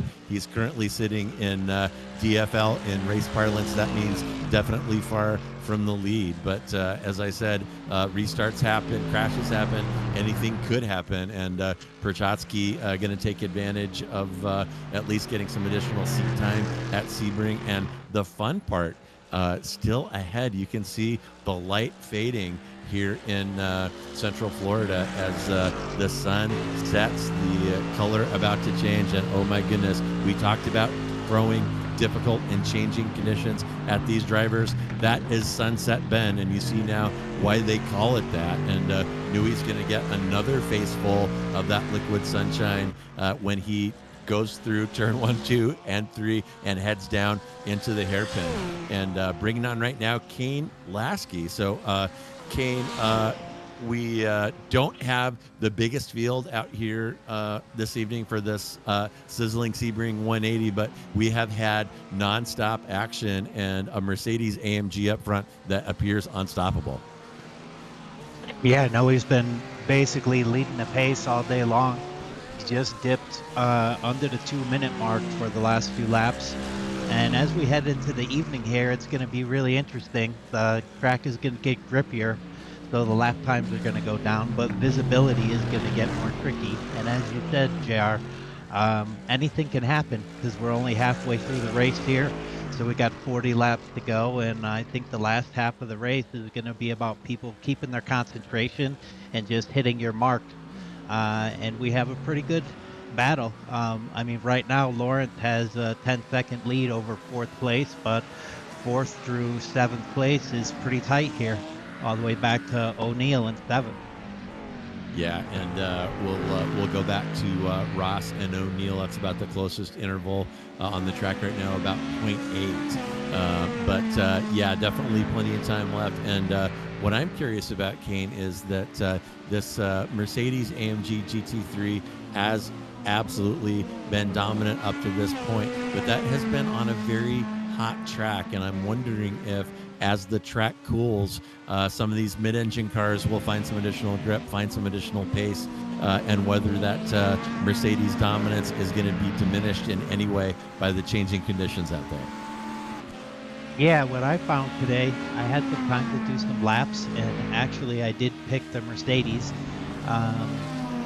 And I found it surprisingly easy to be consistent once the tires were up to temperature, and I was able to put laps down within a tenth or two of a second, and I was actually surprised, and I was wondering if some of these mid-engine cars were going to be as easy to drive, because Sebring is definitely kind of a tricky track. You have some very fast entries and some high-speed corners, and with that engine in the back, I think that combined with all the bumps, there's a lot more room for mistakes or actually getting into trouble and spinning the car around. So I would think that the front engine car, as long as you don't overdrive it and cook the front tires, should be the car to beat here. And Newey's been showing us that today.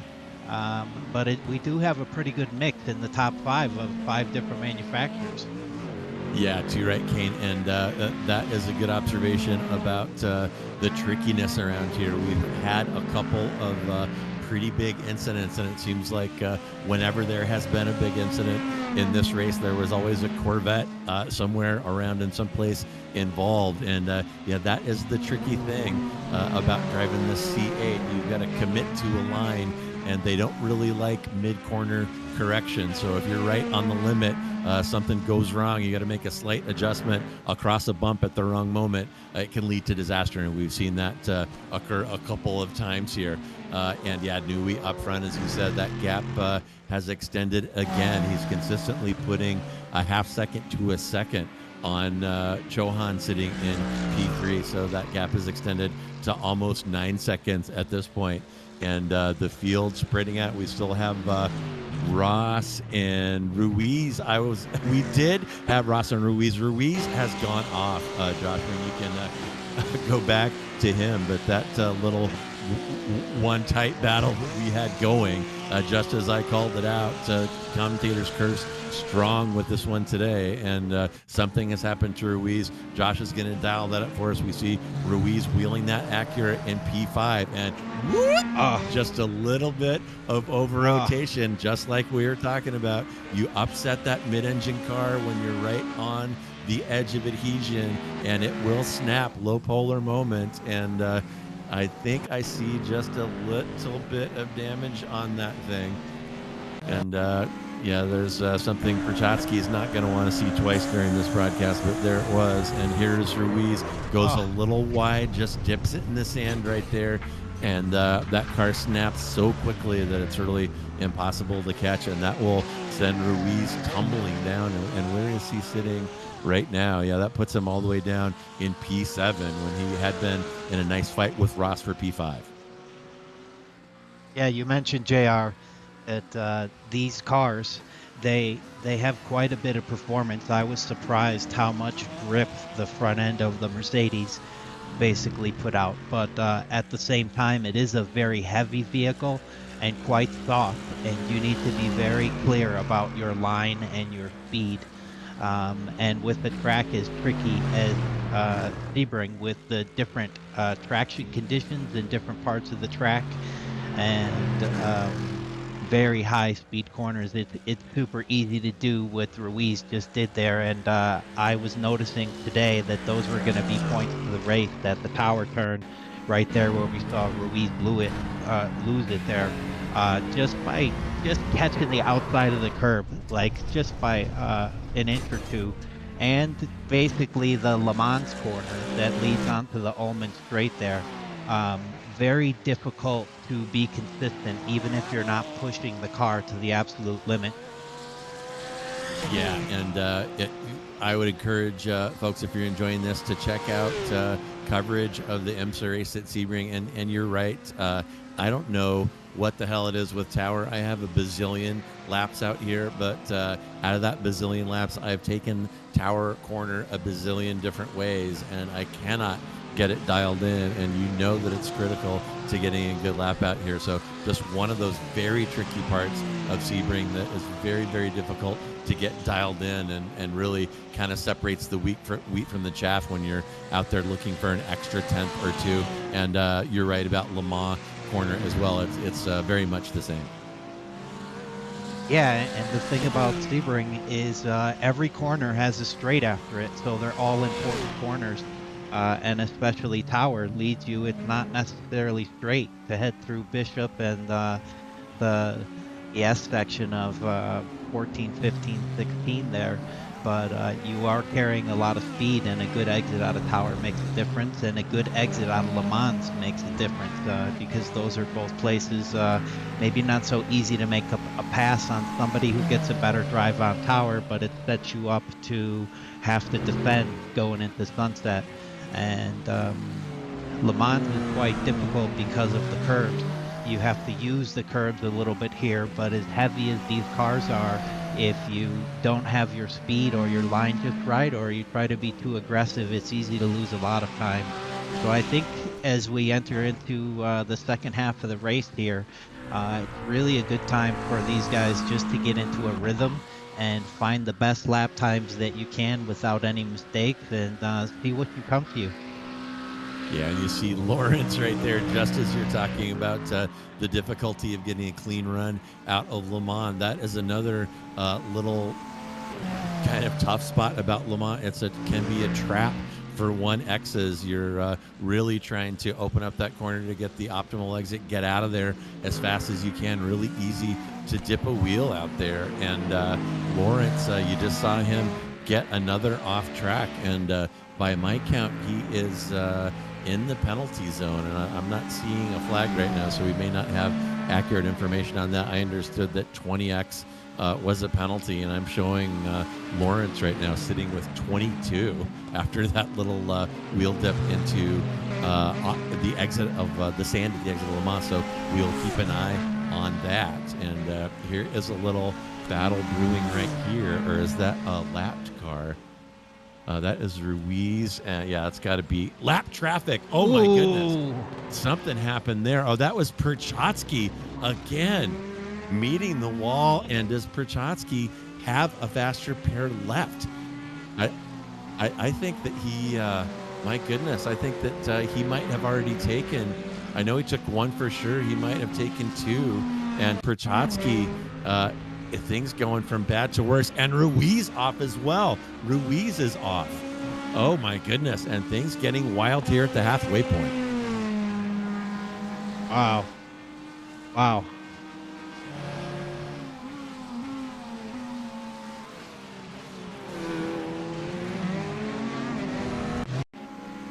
And Josh is looking for another look at this, and yeah, that's the one that's the one we saw earlier, just a little smooch, but we're missing Ruiz, missing some body work right now. And oh my goodness, Perchotsky, you know what?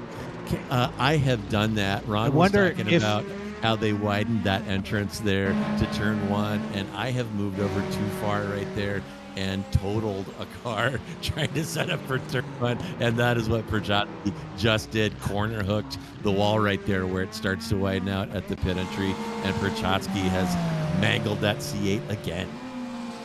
Well, Ruiz made out a lot better than Perchotsky because he didn't do any damage to his car, but I wonder if he actually got distracted and saw that big impact in his mirror and just lost his focus a bit mid-corner, because turn one is definitely pretty tricky. Yeah, it definitely is. It takes commitment, and it takes a lot of precision. You got to line up very, very far right up against the concrete. You got to scuff the concrete on the inside at the apex, and they have stuck a traffic cone in the fence there to help you find the apex, but it's still very, very tricky and very bumpy like the rest of Sebring. So still looking around. We're not able to find the incident that sent Ruiz to the pits, but there he is heading in for repairs right now. And we'll watch the iRacing gremlins come out. And again, that car is going up on jacks for tires. Oh, Josh is telling me that they both had a wall strike right there on the entry to turn one. And I'm going to say that Ruiz started that one. Perchotsky followed, and they both hit the wall right there. There's a little corner, a little point right there, right where the pit wall starts to widen the entry to turn one. And they both got it. And ouch, I have done it. And it is infuriating. Doink, right there. Oh. And Wow. Perchotsky is going to be purchasing a new C8 here, folks, because he has wadded that thing up a couple times. And we are on accelerated time, as I said, and that sun has already disappeared. And is that a live shot of Oh, Ruiz? Ruiz, he's The around wheels again. falling off. And Christian, you just got new tires in the pits. The track is cold. It takes 2 laps for him to heat up. And if you don't do that carefully, well, that's the result. Things getting a little nutty right now. Yeah.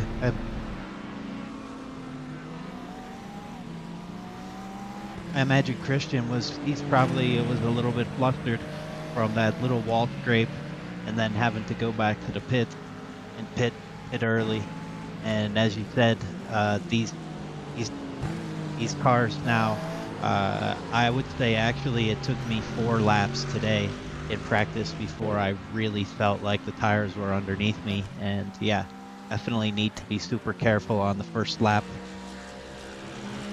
Yeah, and things getting a little wild right now as Newhey still comfortably driving away up front, has set another fast lap, 159.5, and our track temperature currently sitting about 86 degrees Fahrenheit, and I imagine that's going to continue to go down. I also imagine that Mercedes lap times are going to continue to go down as well. So could we see him break that 159 barrier at this point? I wouldn't be surprised. Up front is Newey from Chohan, from Ben Lawrence, and that Maka sitting there in P3. He is up 5 positions. I'm sure he has some legit passes in there, but he has also benefited from keeping the car on the track and staying out of some of these problems that some of the other drivers have had. Well, that's the whole key right there, JR, with endurance racing in general, is just to be consistent, keep the car clean, and stay out of trouble. And in a race like this where it's 3 hours, there's usually not a lot of benefit to be had to battling with anybody out there on track. And we could see that our grid is covered outside of Nuhi, who basically, as you mentioned, has a fast lap of a 159.5. Kohan in second, all the way back 12th place. There's less than a second difference in between the best lap times. Basically, everybody's running between 2-minute flat and 2.1. So at the end, the difference is going to be just not doing anything that loses you any major time. Yeah, a really good point. And that I see Stump, speaking of that, sitting back in the pits right now. And so this gap that I'm looking at right now from P1 to P10, 2.5 minutes.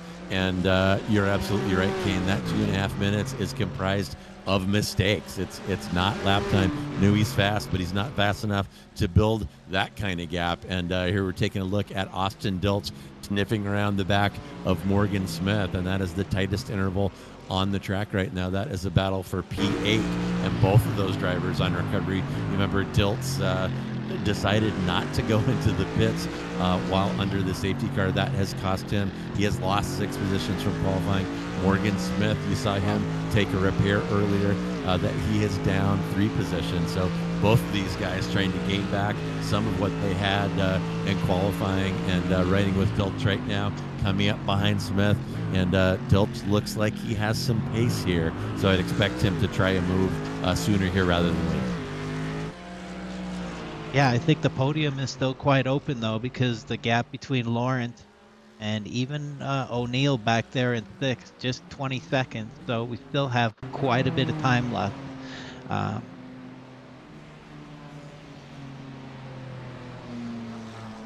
and Josh taking a look at that number 69 M4 heading into the pits. And we were looking at that because that is the car of Stumpf. He has been stationary in the pits for 3 minutes now. I'm not sure what is going on with him. Maybe something outside of the matrix in the real world that's drawing him away from that car. But that car has been sitting there forever. And now we see, is that Ruiz going in again? And what is his pit count right now? That is Ruiz's third stop. And Ruiz having a rough one here, Kane. He was running pretty well up in the top 5 for the first hour, and has kind of had cascading failures of concentration and judgment here that have really severely impacted him, knocked him all the way down to P10. Yeah, that's too bad for him. Basically, he's going to have to try to pull himself together and get the best finish that he can. Just looking at his best lap time here is 2:01.1. So, yeah, as you said, it's been a tight group so far, and just a couple of mistakes by people have dropped them off of the group. And but we got Kohan, Lawrence, Dion, Ross, and O'Neill still in with a hunt for the podium here. And Nui looks like he's off to the races as long as he doesn't make any mistakes. Oh my goodness! And whoa, yeah, somebody had a problem there. Their computer crashed. Their wheel came disconnected. They lost their internet, something, and that car absolutely destroyed. And who are we looking at there? Was that Diltz? That was Diltz in the number 14 car, and man, oh man, just checked out. And hope everything is okay at Austin's house. Everything is not okay with that Mercedes. No brakes going into the hairpin. Thankfully, didn't take anybody else with him. But Diltz is done, and another car parked. We've had several visits into the pits, only 3 retirements, but we only started with 14. That leaves us with a field of 11. And my goodness, the darkness can be very tough on cars and drivers out here, Kane, and at Sebring, and today is no exception. Yeah, definitely. And I think we're coming up for our second round of pit stops for the leaders in the next lap or two. And then everybody should get a new set of tires and a full tank of gas. And it's basically, this is going to be where the difference in the race is going to be. Putting down just fast, consistent laps with no mistakes, because as you mentioned, it's very easy to make a mistake and put yourself in the wall here at Sebring. Just about any car, and haven't driven here much at night with the lights, but I imagine that it's very treacherous. It is tough. There is no lighting whatsoever. So, as I said before, they have added some of those reflectors, like highway reflectors, to mark the boundaries in some places. But so you're looking at those, you see them right there on the edges of the track. You're also looking at the blue and white curbing, but definitely takes an adjustment. And that is, I guess that's Chohan going through a lapped car there. Must have been. And yeah, looking back at Ruiz, so that kind of shows you where we're at in terms of all these incidents and all these gaps. So it looks like, correct me if I'm wrong, Josh, looks like we've only got 8 cars at this point on the lead lap. So yeah, things definitely getting tough out here. These drivers having to make that adjustment between daytime running and nighttime. And Josh is correct, we got 7 cars on the lead lap. You see it there on our leaderboard. Morgan Smith, the last car sitting in P7, still on the lead lap. And Chohan right now has been maintaining that gap all right, and that gap is falling. What happened to Nui? Oh, safety car is out. Whoa. Interesting. This is interesting. So, yeah, not the league organizer not shy here about putting out the safety car, and it has happened again. We are going to get another restart, and when I hear restart, my eyes are on Chohan. He made a very hard charge against that 29 AMG Mercedes on the start. He made another hard charge on the restart, actually ran in the lead for a while. So we're going to look for Chohan to make something happen off of this restart again. And I got to say, Kane, 145 in. This is definitely a pit stop situation. Diltz, I'm looking at you. Oh, actually, he disconnected, so I don't have to remind him to take the pit stop. But yeah, this is no-brainer. Tires and fuel this time under caution.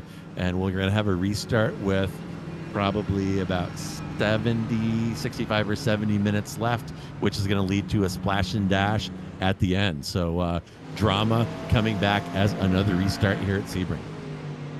Well, this is the best thing for the drivers and for the spectators. I think if you were in the car, you're so happy to see this because now everybody should come into the pits at the same time, get some tires and fuel, and it's basically like the race is starting all over again. And as you said, it's going to be to put in one consistent stint and take care of your tires because for that splash and dash, nobody's going to take tires. So it should be pretty exciting all the way up to the end. Let's see what happens. Yeah, and that splash and dash can be hazardous. Listen up, folks. Uncheck your tires for that splash and dash because that can definitely have a bad influence on your race. We're taking a look now at Michael Dion in that number 223 Mustang, and he has definitely had some drama out here today somehow, some way, despite having destroyed it at least once, still sitting in P6. And Dion, you know that he likes to see that safety car come out. He had some pace, fell back due to incidents, but he's going to be right back in position to make something happen on this restart. And there goes Nui going into the pits. Chauhan behind, Lawrence, Ross, Semanchik, Dion, Smith, just waiting for Trevor O'Neill to cross the line. But all the cars coming into the pits right now, you see on our map there, cars 8 and 9 are still out on course. So if I was them, I would be hustling my ass off right now. But yeah, pit cycle well underway and definitely is going to set up a splash and dash for the finish. Yeah, as we said, basically this is like a reset for everybody. And what I want to ask you guys is, what are you showing for off tracks? I'm showing here that Boan has 22 and 18 for O'Neill and Ruiz, and 18 also for Chotsky. You know, And it shows on the info that there's a penalty at 20 incidents. So yeah, that's an excellent point. We were talking about that before you sat down. There were cars crossing that 20 incident before you actually joined us, and I have not seen any drive-throughs or any black flags. So our information on the penalties may not be correct, or they there may be a steward that's supposed to be issuing those manually. Really don't know what is up with that, but it's a good question. And looks like Smith gets out of the pits first. So it's going to be Smith from Chauhan from Nui. And Nui, you saw him a little bit of a wiggle there as he was exiting the pits. So this is hazard time. As Kane told you, in his opinion, it took 4 laps to get these tires hot, and that was probably during the day. We're looking at about an 82-degree track right now, so it is going to take some time to get these tires heated up. And watch this little wiggle out of this AMG as he's was trying to put the power down. So this restart could potentially be extremely hazardous, and it is a great opportunity for somebody sitting like Chauhan, who could not only take the lead here on Smith, but could also put Smith in between himself and Nui for the final hour. yeah, and maybe we're not 100% accurate on off tracks, but I think it's definitely going to play in. We have an hour and 10 minutes of green flag driving left, and if there is a penalty at 20x, everybody's going to have to drive pretty careful, because I imagine. Yeah, so at night, I'm pretty sure it's easy to catch an off track, and if you have any contact, so basically for everybody is in a shot for the podium here. Keeping it clean and keeping it on track for this last hour is going to be really important, and I think that's what we're going to see, the people who drive smart and stay consistent. And it seems like everybody's pretty close on pace, other than Nui. It seems that the rest of the field is quite close, and I think that we're going to see a really good finish here. Yeah, too right. There's a bunch of cars right around 2 minutes, and Chauhan has actually broken that 2-minute barrier, put down a 1:59.9. So we have 2 cars kind of in that rarefied air of getting under the 2-minute flat mark. The pace car lights are off now, and for me, all eyes are on Chohan. Let's see what happens.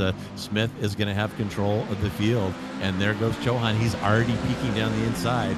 Got a jump, caught Smith napping, and Chohan is going to take the lead. Now the question is, what is Nui going to do? And we're 3 wide going into turn 1. Holy cow, Smith is trying the outside. I think Chohan's going to have the inside line here, though, into turn 2, and is going to make P1 stick here for the time being. Nui does not want to get him in the way, just as I thought. Morgan Smith and that BMW is between the two of them, so that start could not have gone better for Chohan. Nui looks like he's going up the inside.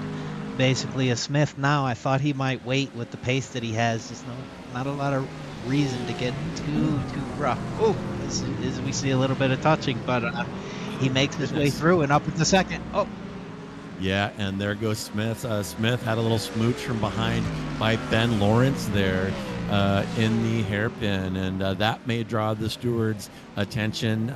They take special close look at the starts when cars are packed together. It calls for caution and respect of your fellow competitors, and I gotta say that car definitely turned by Lawrence with a little love tap in the rear. So Smith all the way down to P8 after that. Not the way he wanted this restart to begin, after he had a great pit stop and led the field behind the pace car in P1 temporarily. well, that's racing from being so happy that there was the yellow flag and everybody was bunched back up to being disappointed that you got turned around on the start. And there's a replay of Ruiz, and Ruiz just really struggling to get heat in these tires, and really struggling to drive on cold tires. We've seen him loop it a couple times here, and here is a little side-by-side action. Oh my goodness gracious, and a little switchback there. That is Dion against Ben Lawrence, and Dion tried to dive in there into Sunset.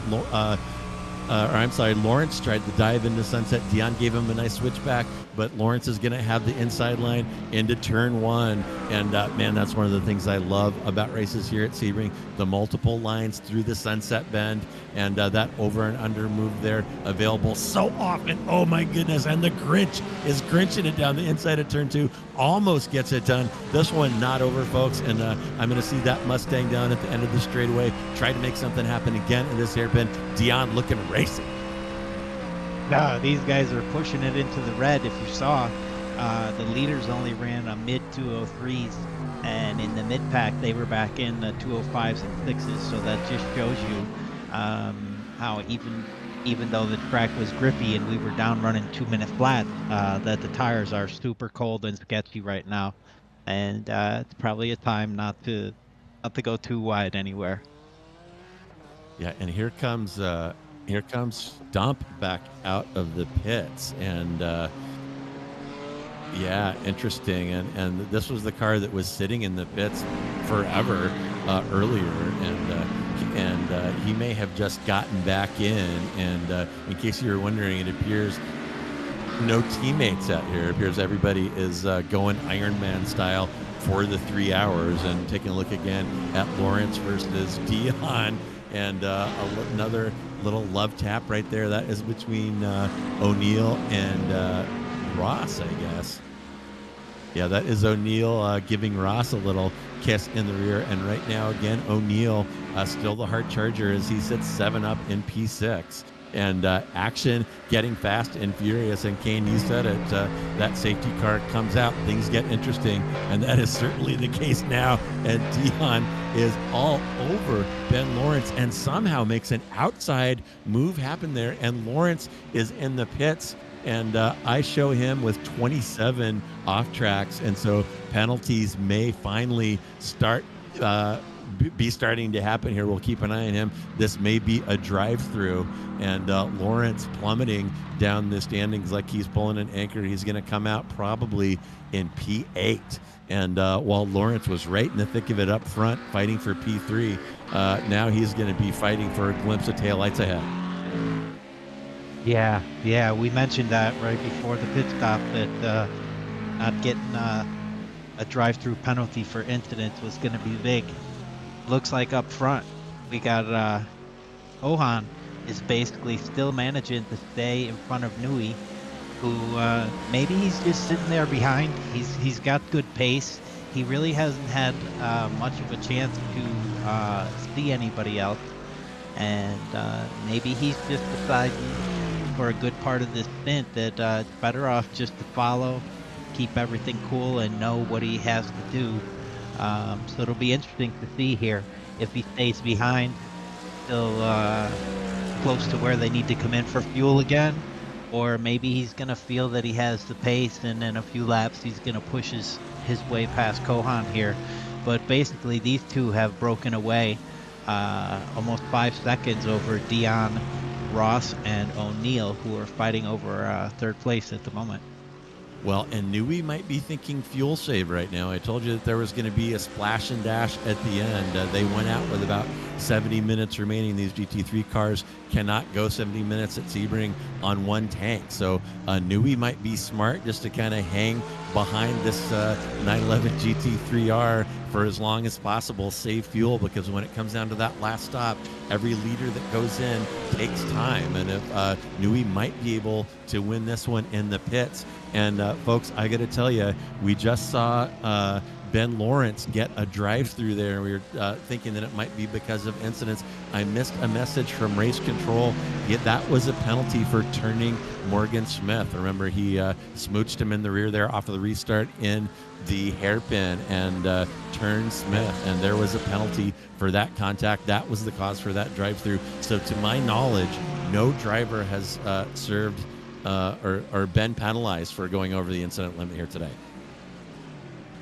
Yeah, that's really good to know. And yeah, that's a great thing that they put live stewards out, because especially in an event that's as long as this, 3 hours, you're out here, and there's actually money on the line, the $200 for first, and you get 50 for second and 35 for third. So you put in time and practice, and you certainly don't want somebody to take you out. Although it didn't look like that there was any bad intent or even any big mistake from Lawrence, just a small difference in speed, and on those cold tires it doesn't take anything to get spun around. Yeah, it doesn't, and there's I think a reasonable expectation that you're going to be cautious on starts and on restarts to avoid stuff like that. So extra scrutiny coming off of a green flag. And my goodness, look at that gap now.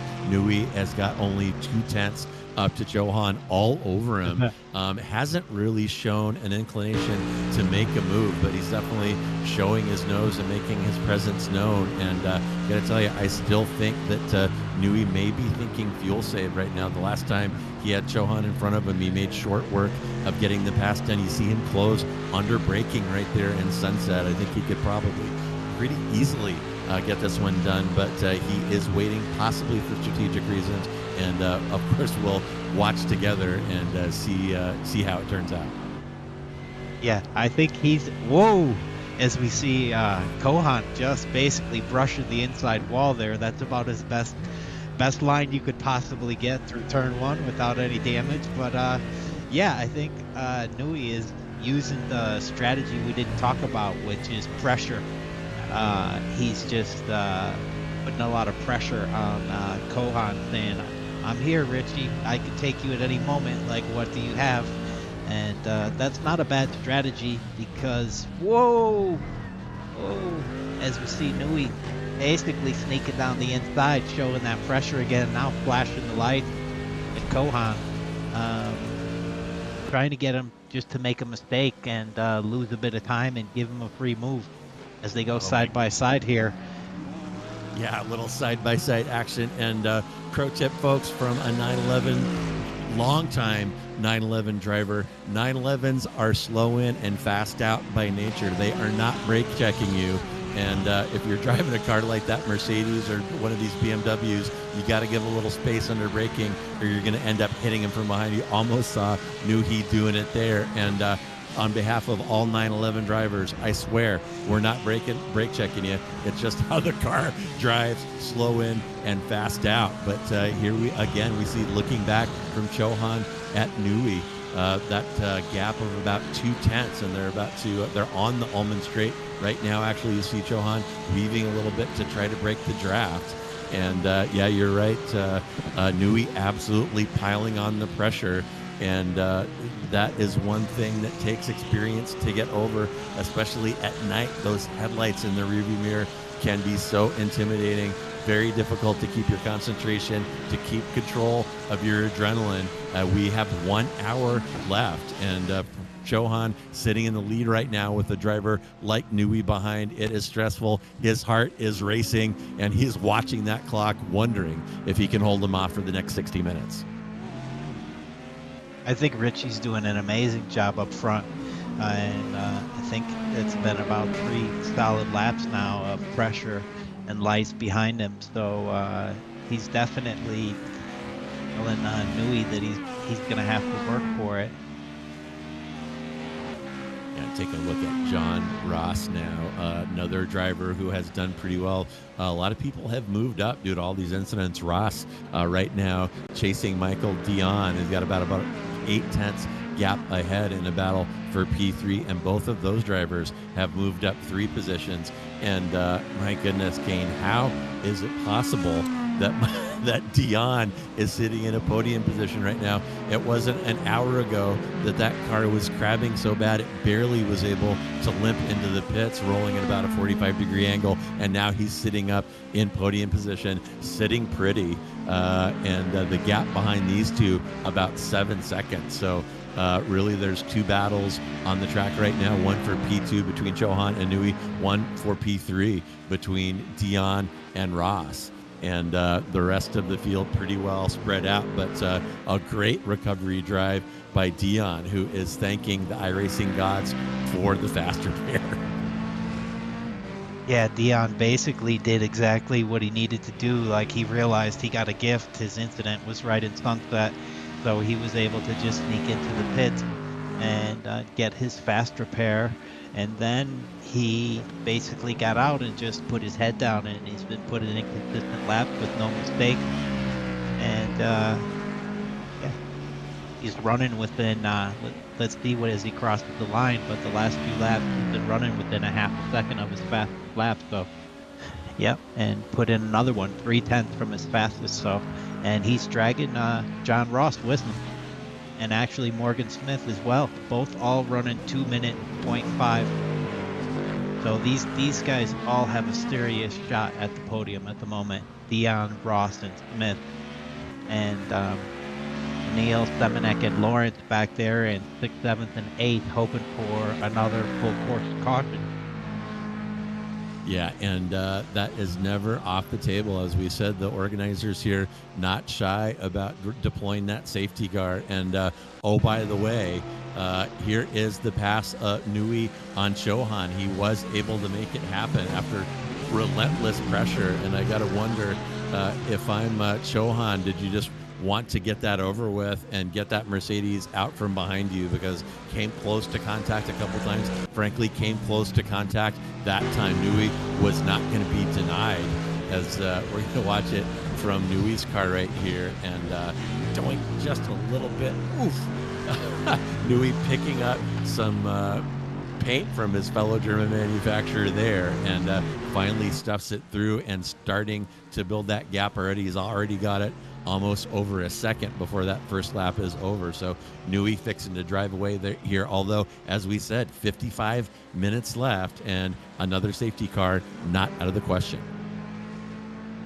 Yeah, I wonder if that had to do with concentration, JR, just because I imagine at night it's not very much fun to drive behind somebody, or it's not very much fun to have anybody behind you.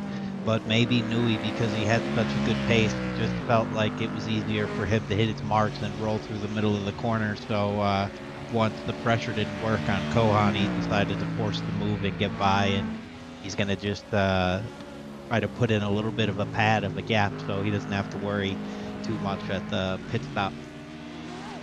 Yeah, absolutely. And driving at night, I drove an enduro, 24-hour enduro one time, and in real life, and the organizer proudly stated that 98% of road racers in the U.S. never get to drive with headlights because all racing is during the day.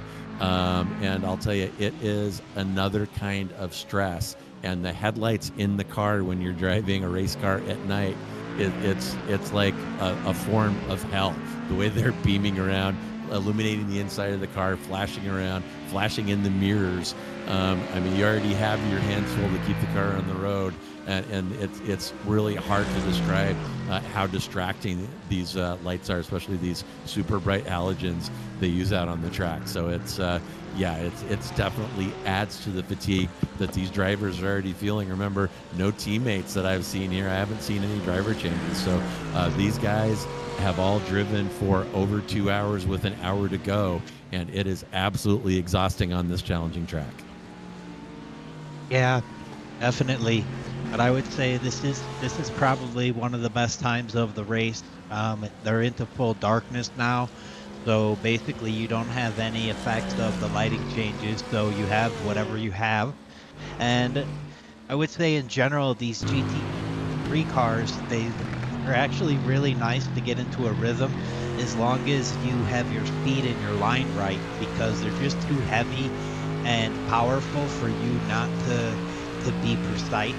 Eventually you'll melt the tires off and the car will become very difficult to handle. But if you've done your practice and you've got your lines right, this car is very very fun and rewarding to drive long stint.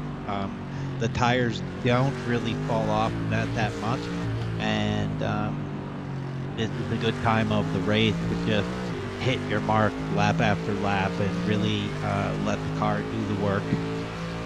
Well, and it is kind of the fun part of the race, and some great camera work by our producer Josh here, showing the view from Nui's car. When you have nothing but headlights and no lights, the world kind of disappears, and all you're seeing is the track in front of you, the little markers on the side, the next apex, and it actually sometimes is a little easier to get into a rhythm at night because it's just you, the car, and the track, especially if you're Nui up front with nobody in front of you. So yeah, very good point there.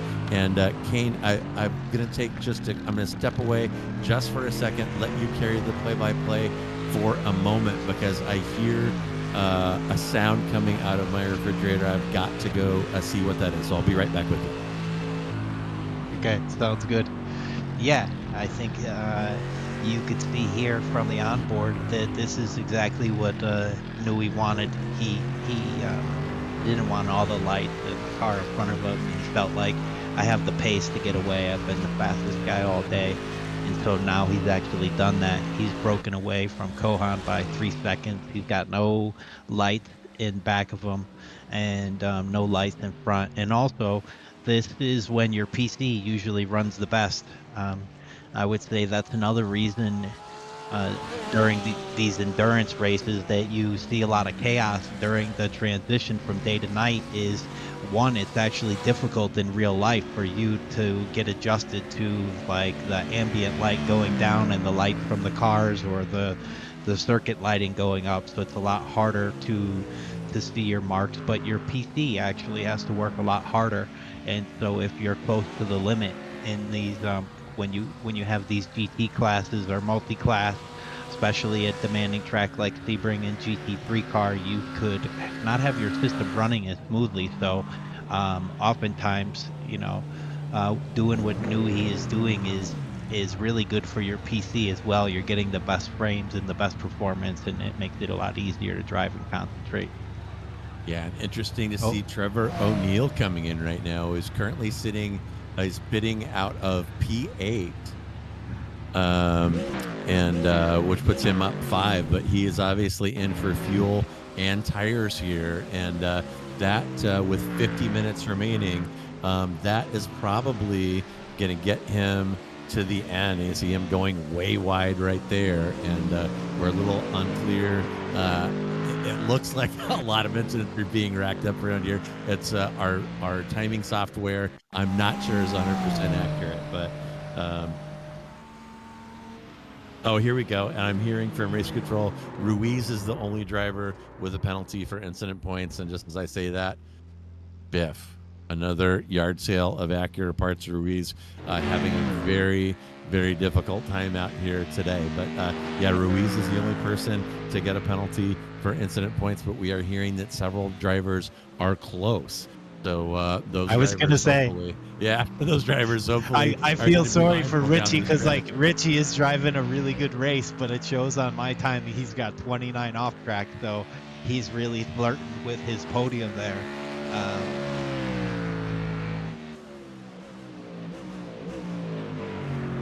Okay, that's awesome. Our producer's about ready to post some accurate data in the chat, but yeah, as we see O'Neill basically going around there. O'Neill, Wow. these guys are having a hard time getting these tires hot. Yeah,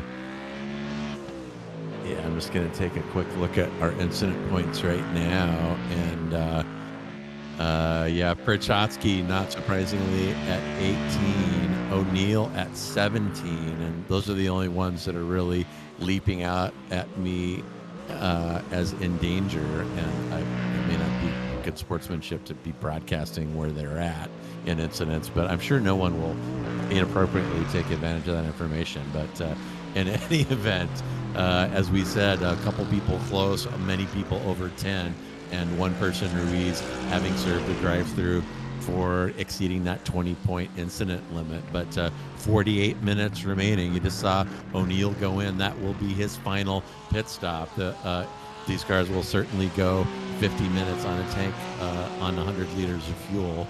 And friend, it's Nui from Shohan, from Dion, from Ross, from Smith, and it's Ben Lawrence, Samanchik, O'Neill, Ruiz, and Rory Stumpf in rounding up the top 10 despite being down 7 laps. So here we go. It is stretch time, and I guess the drama right now, will we see another safety car before this one is over? And how are these splash and dashes down the stretch going to unfold? And that's the drama remaining, I think, in this one. Yeah, I'd say we're about 10 to 11 laps before our final pit window. So we have a little bit of time. And yeah, these guys are all hanging in here pretty close. There's definitely a really good fight for the podium between Dion and Ross. And Smith is just hanging back there right now. He needs to really basically put his foot down and get concentrated and try to make up a little bit of time to Dion and Ross in front of him. And yeah, Kohan basically just has to hold his nerve. I'm sure he's pretty close to the incident limit, but he has a solid, basically second place in his pocket right now based on his pace.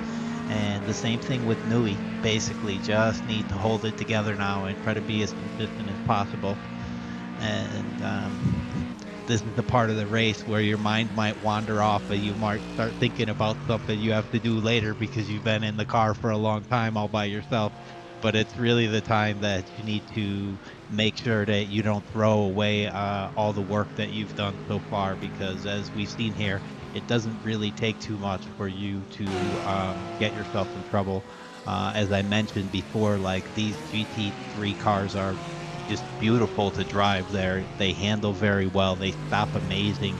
They have quite a bit of grip, braking mid-corner and drive grip, but they're not a car you could throw around. It's not a toy. It's a big, heavy sports car, and one moment of loss of concentration and basically you're around. So definitely a good time in the race. Basically just not to overdrive yourself and take where your practice has brought you so far.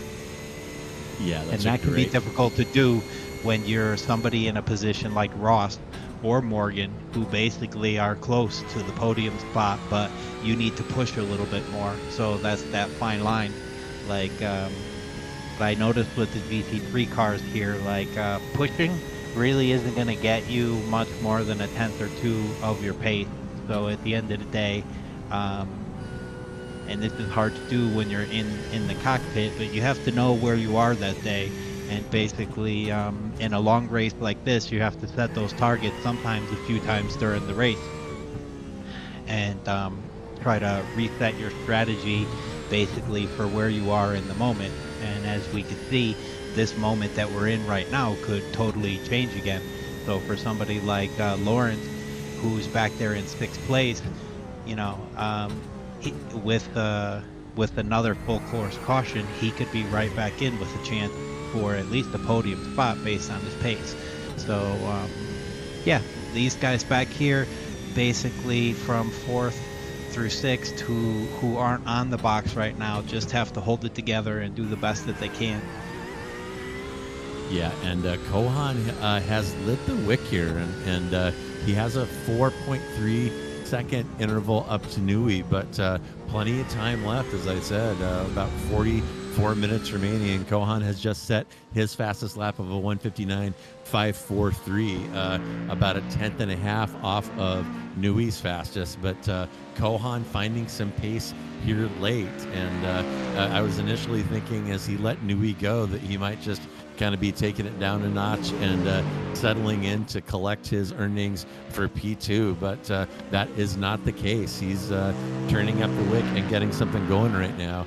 Dion as well, and actually, Josh, maybe we can show some lap times, and as Kane observed earlier, the pace of these cars pretty similar. They're running very similar lap times right now, and the gaps that we're seeing on the track are simply from mistakes and really no other reason. So, and just as I say that, Nui's listening to me. He said, Kohan set his fastest lap. Well, to hell with that. Here's my fastest lap, 1:59.297. So things getting fast at the front of the field. Again, it's quite late at night here in Sebring. I'm guessing it's after midnight. Track temp still falling now, sitting about 78 degrees, and there are those lap times. And look at all those 2 minute flat, 2:45, 4:45, and a couple of 2:01. So pace very, very tight here. And again, not to beat a dead horse, but the intervals that you're seeing on track are 100% due to error and nothing else. Yeah, and it's really nice to see Nui and Kohan basically battling like this. I imagine, you know, it's something fun to do for Kohan. He knows he probably can't catch Nui because Nui's been the fastest from the beginning of the race every time the green flag dropped. And Kohan has been pretty close, but just a tenth or two behind. So he has the class of the field underneath him. And so maybe he set the fastest lap time, and Nui and Kohan are having a private battle right now, like who's going to set the fastest lap of the race. And it seems that these two are the only two who could really take advantage of the extra grip of the dark night, because we see that the rest of the field really haven't reduced their best lap time much, maybe a tenth or two. But as we can see from Nui and Kohan, the track is about a second faster than it was in the daylight. Yeah, they are throwing down some heaters right about now, and you know that Nui is keeping an eye on his relative as Johan started to chip away at that 5-second gap. Nui knew that it was time to put down a heater and did, putting down the fastest lap of the race. And up front, as you can see there, it's still Nui from Johan, from Dion, Ross, and Smith will round out the top 5. And looks like we've got about 41 minutes remaining in this one. And don't forget, with the exception of, who was it that stopped? Was it Smith? No, it was Trevor O'Neill. With the exception of O'Neill sitting in P8, all the cars in front of O'Neill, 1 through 7, are going to have to stop for a splash of fuel before this one is over. So fuel save may come into the end. We'll keep an eye on those pit stops, see how long they're in the pits, and let you know if somebody has turned fuel savings into time on the track. Yeah, and as you can see on the timing tower, JR, just as you mentioned, everybody who moved up or who's actually doing good in the top 8 moved up quite a few spots. So it was basically just by being consistent and putting good laps down. And I tell you, Dion did a really good job with his recovery. He, as our producer mentioned, he's the only other one that's really taken advantage of the grippier track. He hasn't got down into the 159s yet, but his last 2 laps has been basically 2 minute flat, just about. So he's very close to the 159 barrier, and he's got 2.8 seconds over John Ross right now. So Dion in third is actually hoping for just a clean run to the finish and no more yellow flags in order to give Ross or Smith a chance back there. Yeah, and it may be that the folks up top have kind of settled into their spots and really not a lot of close intervals on the track. I'm going to say the closest one right now is Ross to Dion for P3, and that's 2.8 seconds. So the next closest is a Chohan Denui at 5.5, and then Semanchik has got about 6 and change forward to Ben Lawrence. So we may have kind of settled into our final order here, except, as I said, organizers here not shy at all about putting out that pace car. It could happen. There could be an incident or some other reason to reset the field for a restart, and we do have pit sequences coming up. So this one not over yet, and has been a very entertaining race here at Sebring. And I gotta say, Kate, I'm a little jealous. I love driving at night, and this looks like a blast, and I kind of wish I was out there right now. Yeah, I really haven't driven in a big night race, but I would imagine that it's pretty hairy if you're driving in a long race like this and you're in a packed field where you have cars behind you, maybe 2 or 3 cars, and all those reflections and lights in the mirror. I think it could be pretty hard to keep your concentration to basically hit all of your marks with all of that extra chaos going on. And I think that's why we saw Nui basically decide that after the pressure didn't work, he wanted to move forward on Kohan. Because it's just, like you said, when you're driving up by yourself, like Nui is now, it's just like heaven. It's magical, it's quiet, and pretty easy to concentrate. And I think Kohan did a great job with the race so far. I was wondering about that. I really wanted to have a chance to take 2 cars out. I own the Mercedes, the Ferrari, and the Acura, and I think that's another great thing about this GT3 class on iRacing. Like, there's a car out there for you. The way it sounds, the way it handles, the way it performs. And I'm sure if you really get racing in the officials, like especially for fixed, there's probably a lot of people who jump from whatever car is the fastest.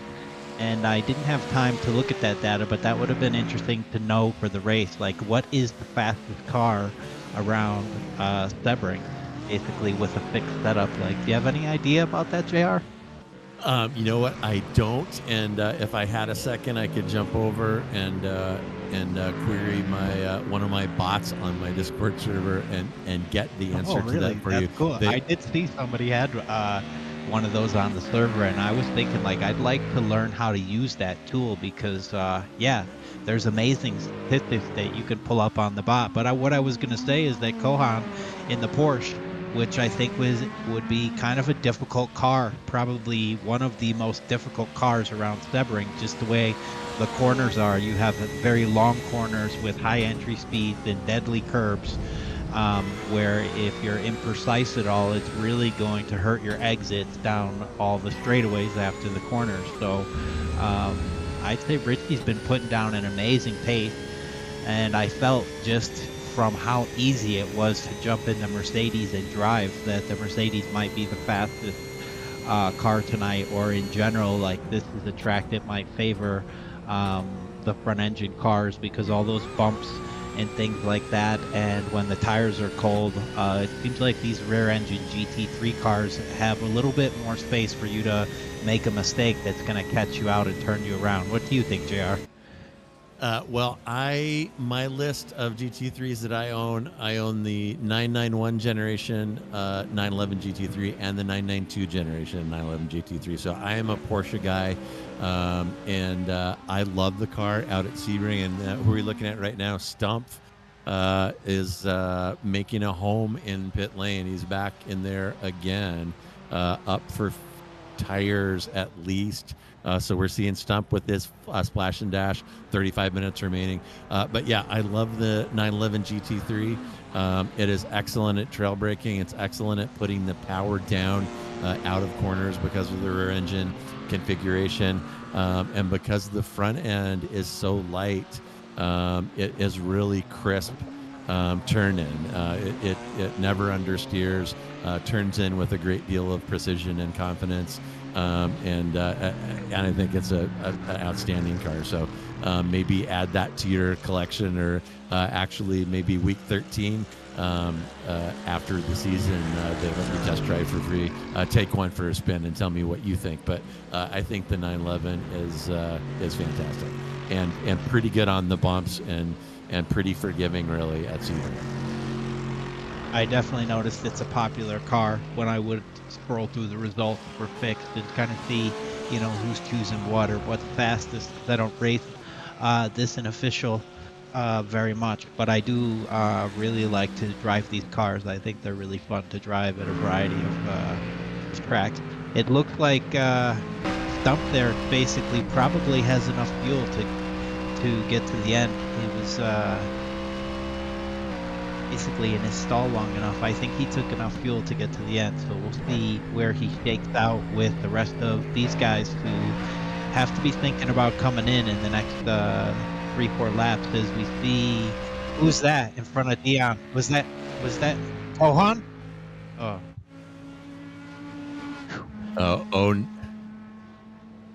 Yeah, O'Neill has been that Mustang. You see it right there. It is beaten within an inch of its life, and I'm not sure where it's sitting right now. I think he was stuck at the pit entry and had to take a tow from here, but let's watch him now as he comes out of Sunset. Oof. Oh my goodness.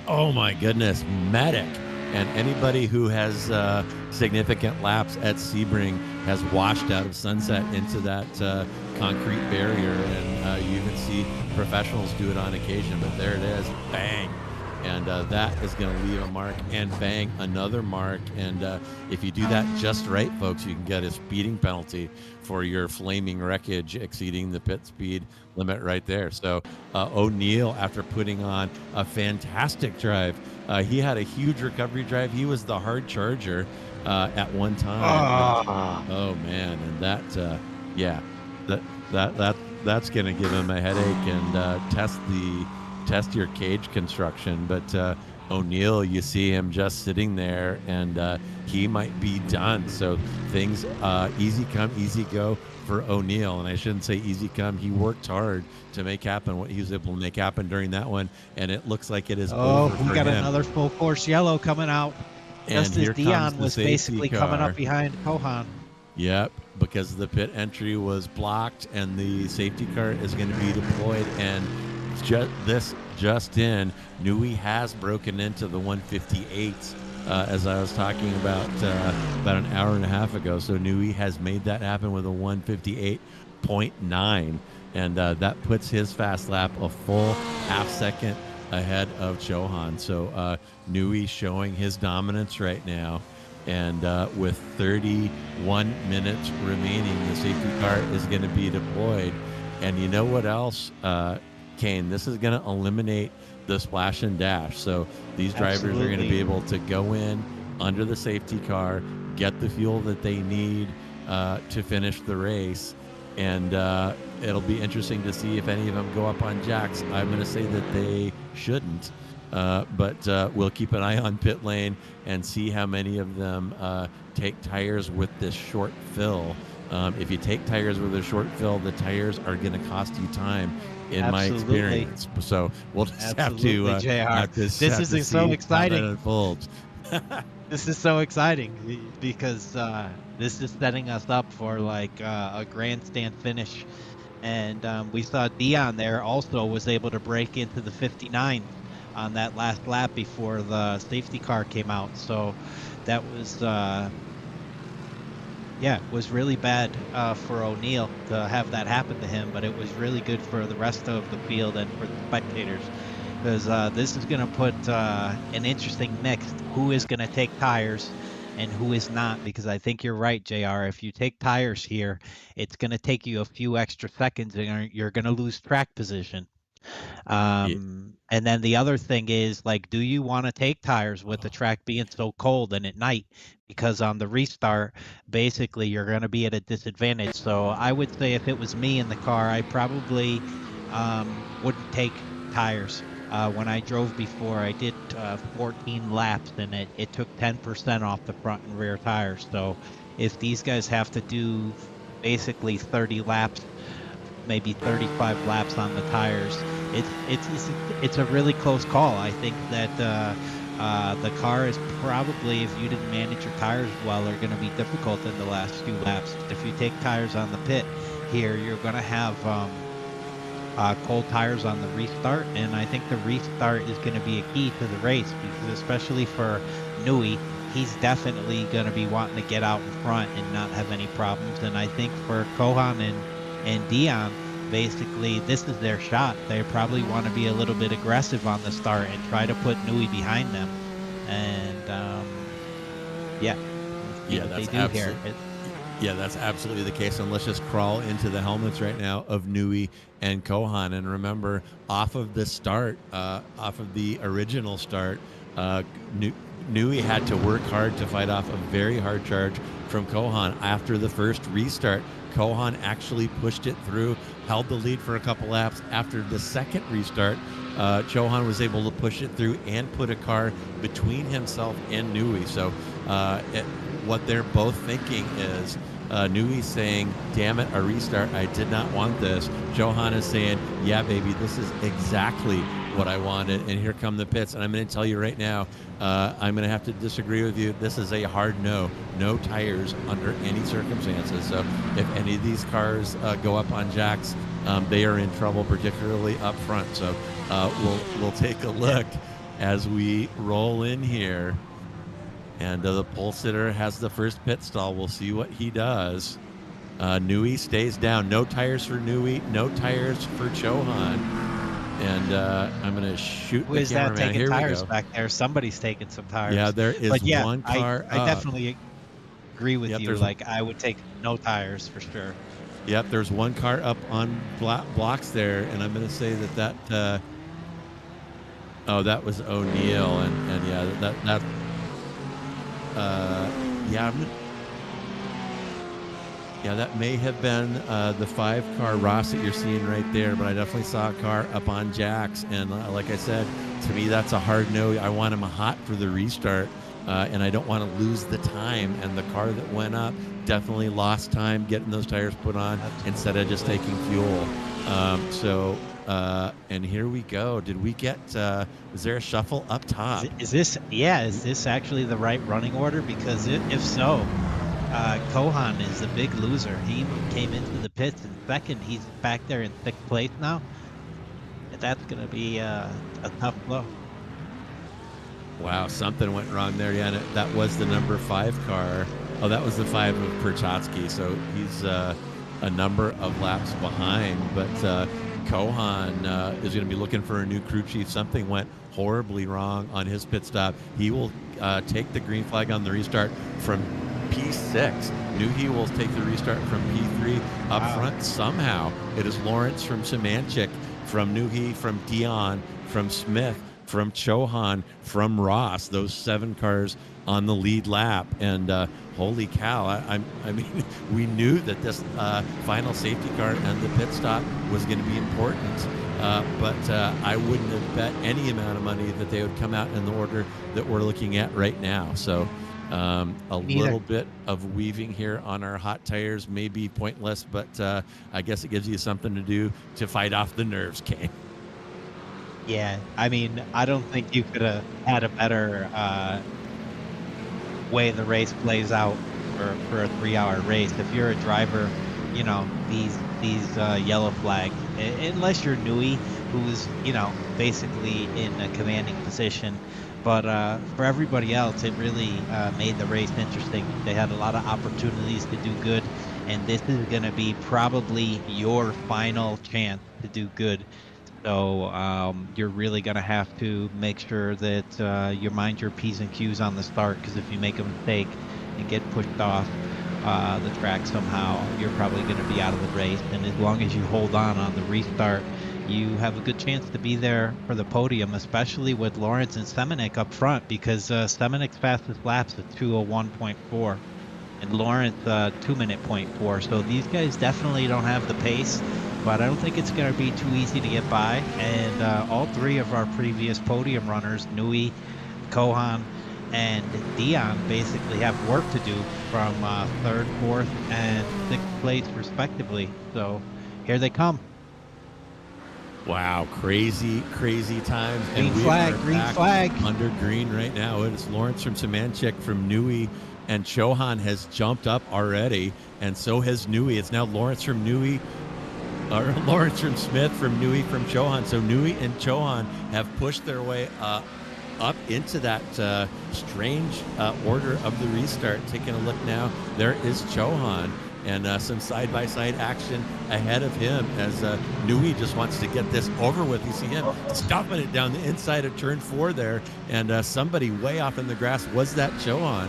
You got to be careful right there. You can get a slowdown, and it's Lawrence leading Smith down into the as we go 2 by 2 right now, riding with Chohan, and Chohan taking advantage there. And look at Chohan again, has put cars between himself and Nui. And it's Chohan has got Smith and Dion between him and Nui. Chohan with another epic restart, and now looking at the clock, 23 minutes remaining, and has this restart handed grease to Choey.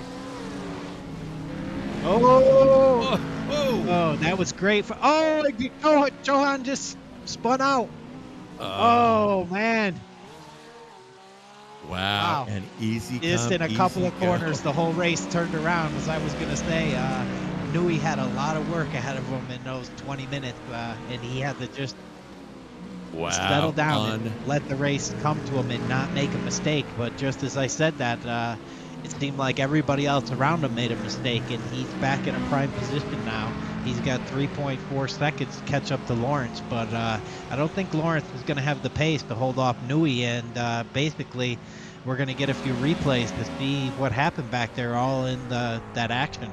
But it was definitely a bad sequence for Kohan, because Richie, who was looking commanding to take a P2, is now all the way back in 7th place, quite a bit behind.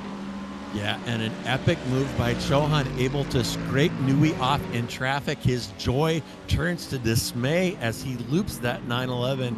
So I guess tires weren't ready, or something happened there, but the wheels falling off for Chohan. What a disaster for him, and man, oh man, I would not want to be in his helmet right now. You know that he is heated, and here we go. Here is the replay. A lot going on here, folks, right now, but just keep your eye on that number 12 Porsche, and he does make a move happen right.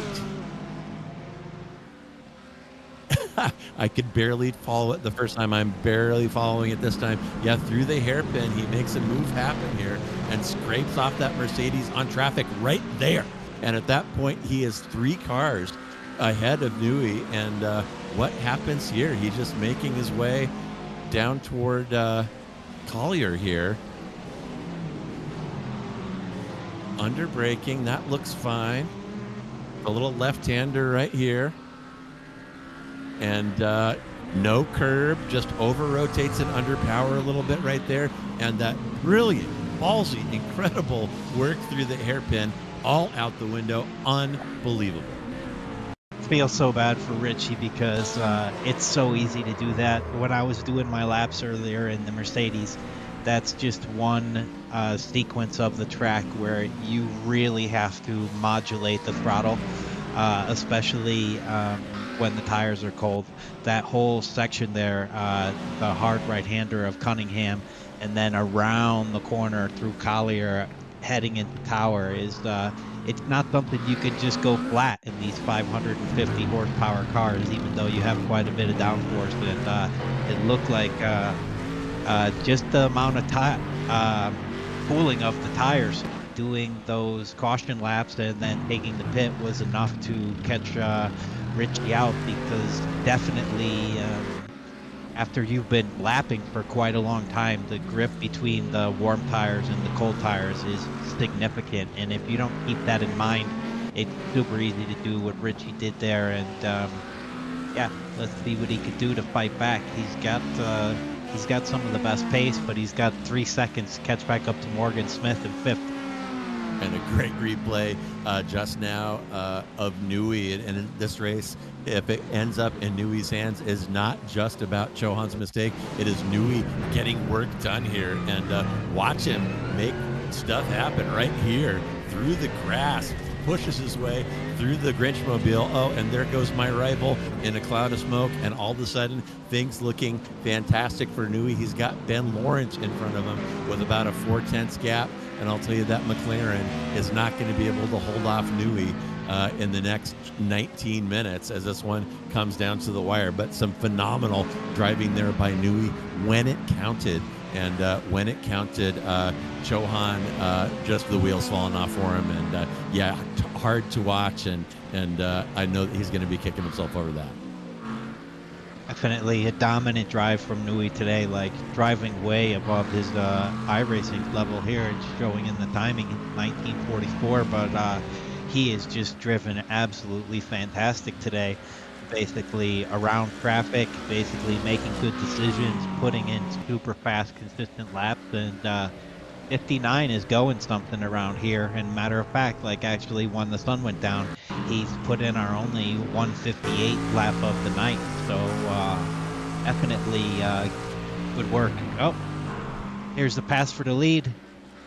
Nui going up the inside of Lawrence.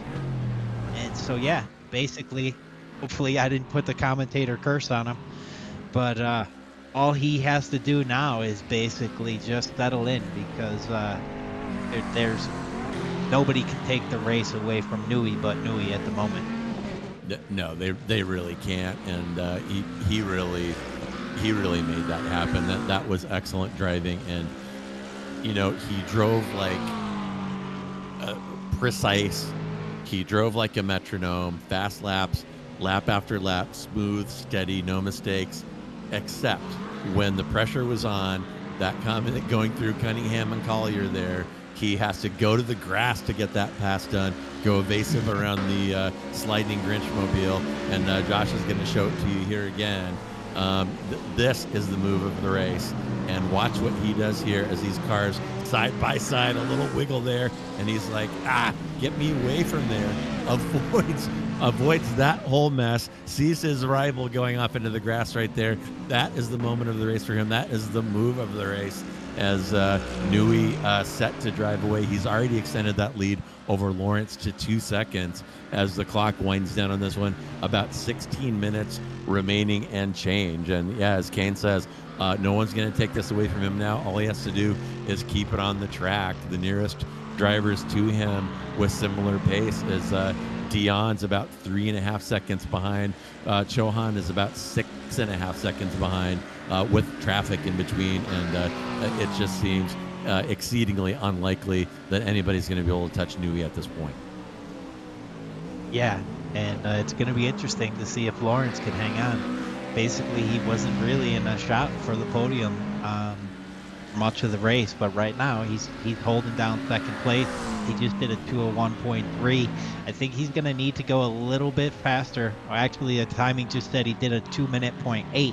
So basically, Dion, Ross, and Smith behind him are going between a half a tenth and 0.8 of a second faster. So Lawrence is going to have to like put in consistent laps to hold on, and I think we're going to have a really good battle for this last podium spot, because Dion in third, Ross in fourth, and Smith are covered by just over 1.5 seconds between the three of them. And Kohan basically still has a shot back there in sixth place. He's had the pace all race. He's only 1.3 now behind Morgan Smith in fifth place, so he's just over 2 seconds off the podium spot. And if I was Kohan, that's what I'd really be shooting for, because 3 hours is a long time to get in the car and to be in the podium position for the whole race, and take a top 5 is probably not what he's looking for. So let's see what happens in this last 15 minutes. Seems like we're going to see a lot of action. The exact thing that Nui basically is hoping not to see any, as we see him now again on the main shot, basically on cruise control. Did a 59 flat basically on the last lap, less than a tenth off his fastest lap. So like, he's feeling definitely really good. All of the practice and pace work that he did has paid off, and now he's probably already thinking about the beer that's in the fridge or whatever he's gonna do after the race, because he's got, as they say in racing, like one hand on the prize at the moment.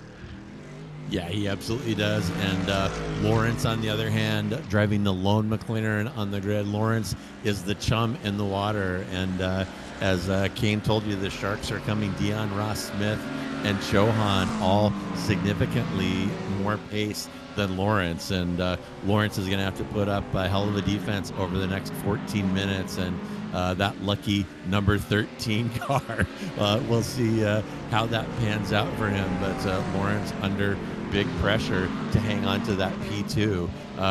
Frankly, he's on big pressure to hang on to the podium and maybe to remain in the top 5 with the amount of time that it's left and the stack of hot shoes behind him. So wouldn't want to be him right now. As the heartbeat increases, the adrenaline rises, and people like Dion are showing their nose down the inside, heading into the hairpin, and almost a little smooch there. And we've seen Dion wheeling this Mustang. We know he's not shy. We know he's not going to wait around, and Lawrence is not going to be sitting in P2 for much longer.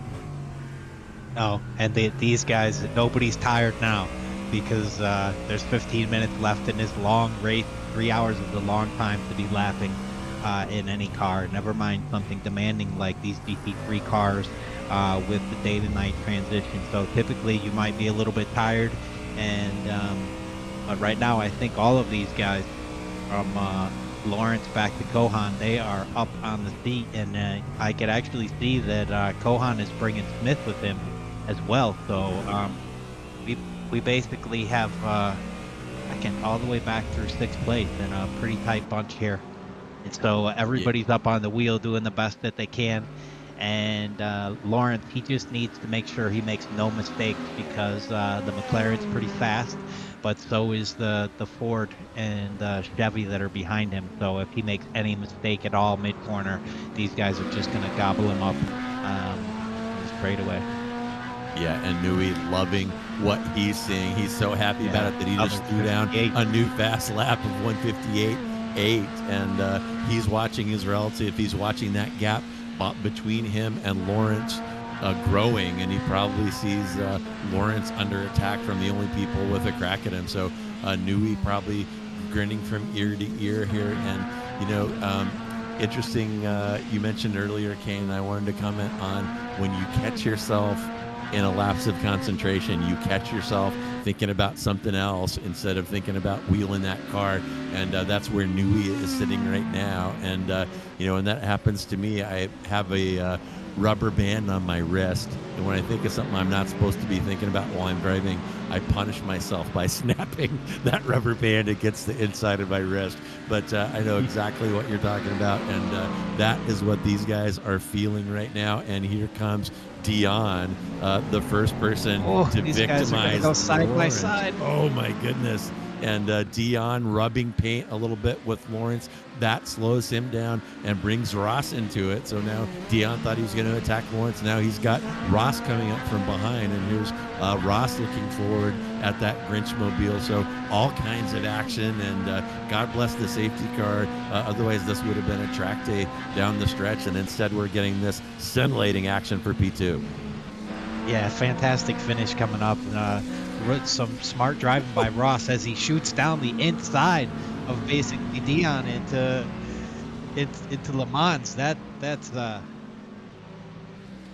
and Kohan slips in behind, basically seeing that he was in the perfect position, and Dion in basically one swoop. There's Kohan going up the inside, basically Ross there, basically trying to make two positions up in basically the span of two corners, and he's done it.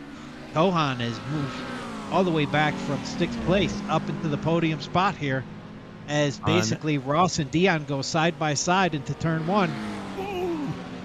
Unbelievable dicing right there, and unbelievable driving by Kohan. He should have the Grinch livery on. He is committing theft right now, passing these cars like a hot knife through butter. Lawrence is next. Kohan is going to get a P2 out of this after that absolute catastrophe off of the restart.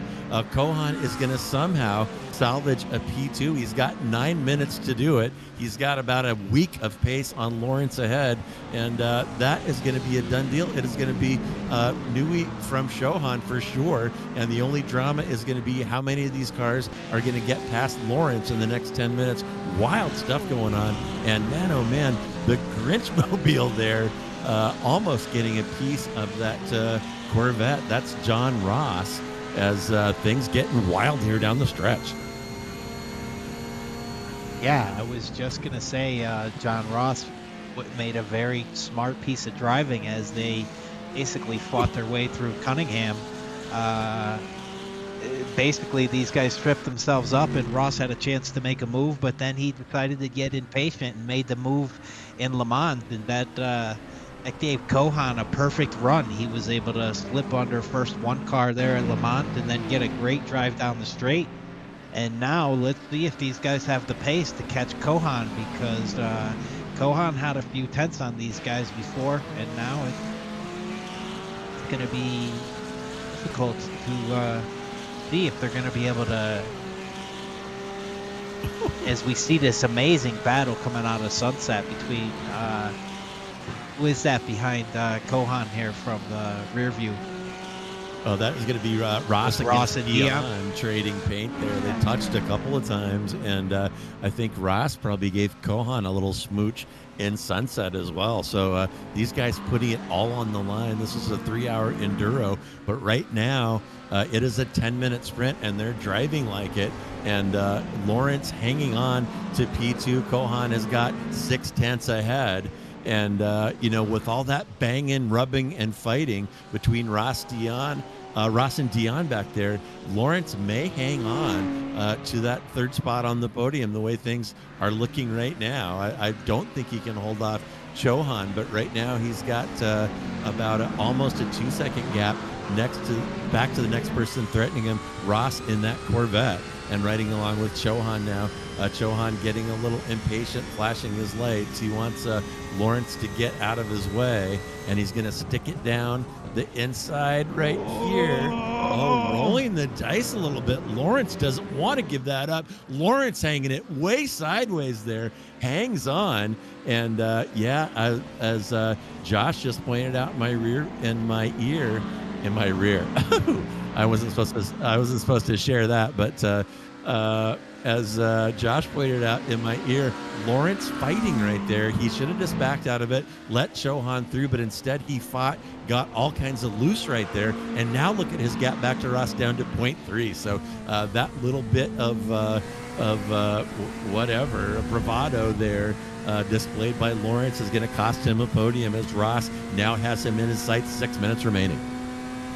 Yeah, JR. So hard to make those good decisions, though, when you're in the seat, especially after you've been in there for, almost 3 hours. You're sweating, and for Lawrence, he had a really good shot at the podium. So, but I agree with you.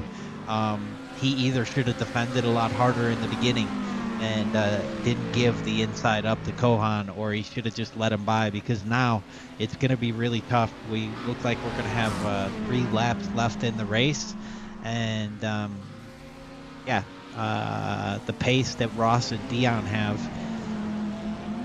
Did Dion just go back into the pits? Did we lose Dion there? What happened to him? Dion pitted out. Dion had an incident, and he has taken a tow. So Dion is off the list right now, and we'll take a look. And we saw things getting messy here between Dion and the Grinch mobile there. There's a little bit of a rub right there, and we're going to see what And happened? that first shot was the move where basically Kohan got up on the inside of Dion there. This is the view of Dion crashing. Let's see what happens to him. Uh-oh. Yep. Oh, and Dion's wheel disconnected. It lost his internet, something, and that Mustang is destroyed. That's Dion terrible. is out of it. So up front it is it's Nuhi from Chuhan from Ross. And Lawrence has been passed. We missed that during that replay. So Lawrence is a little bit of bravado back there trying to resist Chauhan has cost him the podium. He's dropped to P4. And, Kane, he really should have just let Kohan through and followed him. I mean, if he just could have caught a little bit of a toe from the faster driver there, he would have been much better off. Yeah, hard to say. Sometimes it can be difficult as well when somebody's passing you up the inside. Like he might have wanted to do that, but it looked like he was kind of. Yeah, as we see Lawrence coming into the pits now, it looks like he didn't have actually enough fuel. So yeah, that's going to take the pressure off of Ross. And Wow. With no mistakes, our podium looks like it could be all buttoned up here with 4 minutes left. Yeah, and Lawrence, remember at my shock that Lawrence, at how they came out after that pit stop, after the final safety car, Lawrence was up there in the top two. We all wondered how he did it. Well, if you don't put in enough fuel, you can get out of the pits faster, and but you have to stop again. So that's what happened to Lawrence. He's stopping for another couple liters to do the last, lap and a half. So that has got to hurt a little bit as we take a look at Lawrence. He's back out on track, and now he has more company. That's Semanchik and Smith dicing behind him, and now he's got to look at his rearview mirror at those two as he's 21 seconds now out of third. And up front, it's Nui from Chauhan, from Ross, then Lawrence, then Smith, and Semanchik. They're fighting for to round out the top five. And a number of cars in the pits now. I'm showing Dion, O'Neill, and O'Neill both in the pits. And look at that attrition, Kane, 7 through 14 with incidents, crashes, off the lead lap, penalties, whatever. So this one kind of got messy when the lights went down, which can happen in this type of event. Yeah, I think everybody did a pretty good job. Definitely, especially since halfway through the race when everything got dark and the track is pretty consistent. Everybody's been putting in really good laps. It looks like we're having a really good battle here between Ross and Kohan for second place. Ross just put in, I think, his fastest lap of the race here, and he's just 3/10 behind Kohan. So looks like we might have a battle for the podium right here up to the finish. Yeah, looks like the white flag is in the air right now. We're looking at Smith taking a peek on the inside of Lawrence going into turn one, and Lawrence's race getting not what he was envisioning about 5 laps ago when he was sitting comfortably in P2. He's got Smith all over him, wanting to knock him down into P5. And up front still Nui from Kohan from Ross. And let's take a look at Ross. How is he that close? 0.3 now behind Kohan, and I'm wondering if Kohan made some kind of fueling error and is needing to save fuel right now. His last lap, was a 2-minute flat. Not the pace that he had been, but not significantly off pace. And Ross just set his fastest lap of a 1:59.6. So he's reached the 2 minutes and joined that club. So interestingly, some drama going on for P2 here between Kohan and Ross. And can Kohan hang on? We are on the white flag lap coming down Ullman Straight here for the last time. And here comes Nuhi. A fantastic drive by him. Nuhi has combined everything: patience, consistency, mistake-free driving, and when he had to put the balls to the wall, get the crazy move done, he was able to get that done as well. So great drive by him. Chohan is going to hang on as well. And no way, did Nui just put down his fastest lap on the white flag lap? He did, a 158.8. So it's Nui from Chohan, from Ross up front, and Ross made things interesting, kept Nui honest, and still this fight going on between Morgan Smith and Lawrence, and ouch, and some more paint building up on that left-hand wall exiting Sunset. Lawrence is going to hang on, then Smith, then Semanchik, and looks like Stump is still out there. Trevor O'Neill sitting in the pits, Gilzinger long in the pit. So it looks like Stump is our last car on track, and he's going to finish P8, 5 laps down. So keep driving, kids, because they call it an endurance race for a reason. You have to endure, and super interesting, Kane, how this one unfolded. Things were pretty neat and tidy the first half of the race while the sun was out and while people were fresh, but when it got dark and there were no driver changes, every driver decided to do 3 hours Ironman style. Mistakes started to get made, concentration started falling off, and things kind of got a little ugly. And there's Stump celebrating like only a 69 car would 4 laps down, but he does get the P8. So wow, wild stuff there down the stretch, and that safety car in the last hour pretty well timed. Yeah, it turned out to be a really exciting race, both to commentate on and I'm sure for these guys to drive, because at least 7 guys, half the field, were in a shot for a podium spot at the end of the race. And I wonder how they feel. I mean, Nui probably feels pretty good. He qualified P1 and finished P1, and yeah, setting that 58.8 on the last lap just was his little final note to everybody to say that I dominated today. And Kohan probably feels pretty good. He was back in 6th place with about 15 minutes to go, and he was able to drive very well and bring himself back into 2nd place, where he was for most of the race, and that's where his pace was. So he probably feels pretty good. And Ross had an excellent drive, up 4 places, putting that big heavy Corvette, showing that the power works. And Lawrence as well basically had a really good race, up 4 spots, taking 4th place. And I wonder how he felt, because he actually was on the podium except for the last few laps. And yeah, Smith basically finished in P5 right where he started, and Semenuk, rounding out our top 6, basically moved up 5 spots. So yeah. Well, yeah, let's go ahead and run through your final race results, and there they are. It is Nui in P1, followed by Chohan, Ross, Lawrence, and Smith will round out the top 5. Then Semanchik, Dion, Stump, Neil, and Christian Ruiz in P10. Diltz Perchatsky, who purchased a number of C8 Corvettes today, had a pretty rough one. Gilzinger and Reynolds in P14.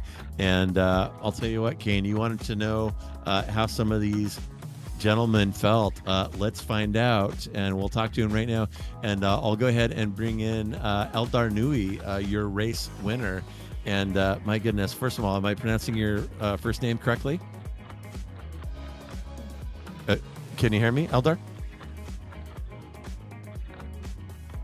Okay, he's not hearing me. We'll move on. Yeah, we'll go. Okay, we will move on to Richie Chohan. Man, oh man, what a race, Richie! And it's you put on a hell of a show, and pretty wild last hour there, where it looked like you were going to snatch defeat from the jaws of victory. You managed to claw back into P2. So, how was that last hour from your seat? To be fair, mate, it was really shit. I mean, I was shit. I had a team and I had some mates. I cannot. Sorry. Yeah, yeah, it was just really bad. My team was helping me. Shout out to them. Thanks a lot to them. Impact Sim Sports. Corbin, Daniel, everyone was trying to help me. They put me on a strategy because I could catch up to the P1 guy, and I just wasted all of that. So it was literally for a waste. It was okay. Well, I'll tell you, I feel sympathetic for you. I can tell you're feeling a little salty about it, but it really was a fantastic race. Knew he just kind of had the pace on you. You did put together a good drive and had to put yourself in a beautiful position at the end to make something happen, but didn't work out down the stretch. But still an excellent drive, and we would all like to congratulate you on the way that you wheeled that 911 out there today. So as we wrap up, is there anyone you would like to thank or give a shout out to today? Yes, I'd really like to thank you guys for hosting, broadcasting the rest of this race. I'd really like to thank the team, the server, for hosting this race. USRA, they've been amazing. This whole race they've put together is amazing. I'd really like to thank my mum and dad for watching, and yeah, my team Impact Sim Sports. That's it. Beautiful. Well, Richie, again, I know things didn't turn out exactly how you wanted, but it was an epic drive, and I think you ought to be proud of what you achieved out there at Sebring. So thanks for coming by and chatting with us, and enjoy the rest of your night. Thank you, guys. You too. All right. Cheers. All right. Okay, let's go back to P1. Eldar, can you hear me? Hello. Yeah, I'm going to say that is a no. And Kane, you wanted to know how drove a dominant race. You want to know how John Ross was feeling, so I'll bring him in here and you can ask him. Hi, John. How are you today? I am better now that I can stretch my legs out. How are you doing? Good, man. You really recovered well in the last hour of the race and ended up getting the last spot on the box. And it seemed like that last 20 or 30 minutes was pretty exciting. And how was it from your seat? And what were your thoughts throughout the race today? Yeah, I think the last 20 minutes was fireworks. I think the cautions certainly made things a lot more interesting than saying, "Hey, let's just line up. We're going to run 3 hours, and whatever happens, happens." So I do think that was a lot of fun. The changing conditions all the way throughout, because I certainly was not very fast, when the track was 121 to 125 degrees. And then when it just seemed when it cooled off, I got a little quicker and I was able to hang with guys. But it was a lot of fun racing, really tight. It's so hard to pass here. You almost just have to move people to pass them. And so there was some rubbing and some beating and banging. But man, I mean, what can you hope for on an event like this? It was a blast. Yeah, how many incidents did you have at the end of the race, and what made you decide to drive the Corvette? Is it the car you drive a lot? And did you try a couple of different cars before you settled on this one? No, I don't normally run GT3 stuff or road stuff. So it was just like one of the cars that I own. So I just hopped in it, and I did a fair amount of practice for this race, but I don't run road a whole lot. Really enjoy calling it, really enjoy being in the booth. But the Corvette for me, it seemed to brake really well. It seemed to be able to outbrake a lot of the other cars. So throughout the race, once it got a little heat in the tires, I was able to drive it a little deeper in. And I was good on incidents for a long time. I think really until the very end, I only had like 3. And I believe I wound up with like 13 after we all got done arm wrestling for the same position. Nice. And do you enjoy racing in these long events? And what is it that you drive most often on the service? Yeah, I'm really an oval guy. Always have been an oval guy, but on the endurance stuff, I really enjoy that. And I'm part of USRA, and they're just a fantastic league to be a part of. And I know Miles and Trevor very, very well. And so anytime I get a chance to run with those guys, I'm going to do it. And yeah, man, it was just a blast. And so how was this car for you to handle? You're not normally a road guy, but how does it feel to drive these GT3s around Sebring? Yeah, What so was like the most difficult part of it for you What did you have to work on to make sure you could get such a good finish? Because it's an amazing finish that you accomplished today. Yeah, I think being able to find speed in the GT3 versus, because if you run oval, you're gonna be pretty strong, with the next gen car or wherever you go at Watkins Glen, the typical ones that you'll run in oval. But the GT3 car has a ton more grip. The shifting patterns are a lot different. You use downshifting to help rotate the car, a lot different than driving off of a right rear of like a next gen car or something like that. So it's just really getting used to that. But the trail braking is the biggest difference between oval and the GT3s. You just really have to pay attention to how hard you hit the brake pedal and pull off throughout the turns, and that's what the Corvette really afforded me. It would try to do a four-wheel slide from time to time, so I had to be careful with it. But man, I just felt like I took to it pretty well, and I think I got faster as the race went along, and that's just a testament to some of these guys up front. They were quick.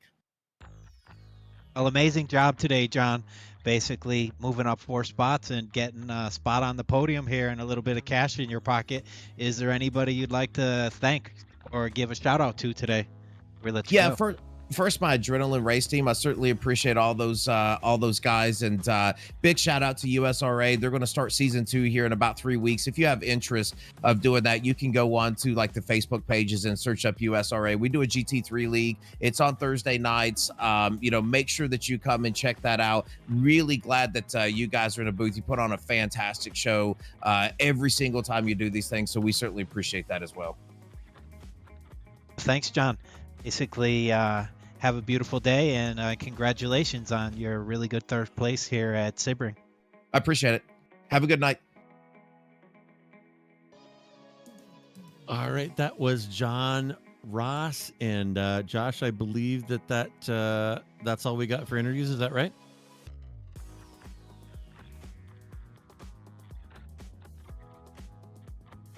All right. Well, folks, I want to thank you for joining us for this Sizzlin Sebring 180. It was absolutely fantastic, and USRA put on a great event, really ran it well, and it was a pleasure to be here and covering it for you. And we are not just about you, this fantastic endurance race here on Slow Motion Broadcasting. I want you to go ahead and subscribe to SMB and hit that notification icon so that you don't miss any of the action.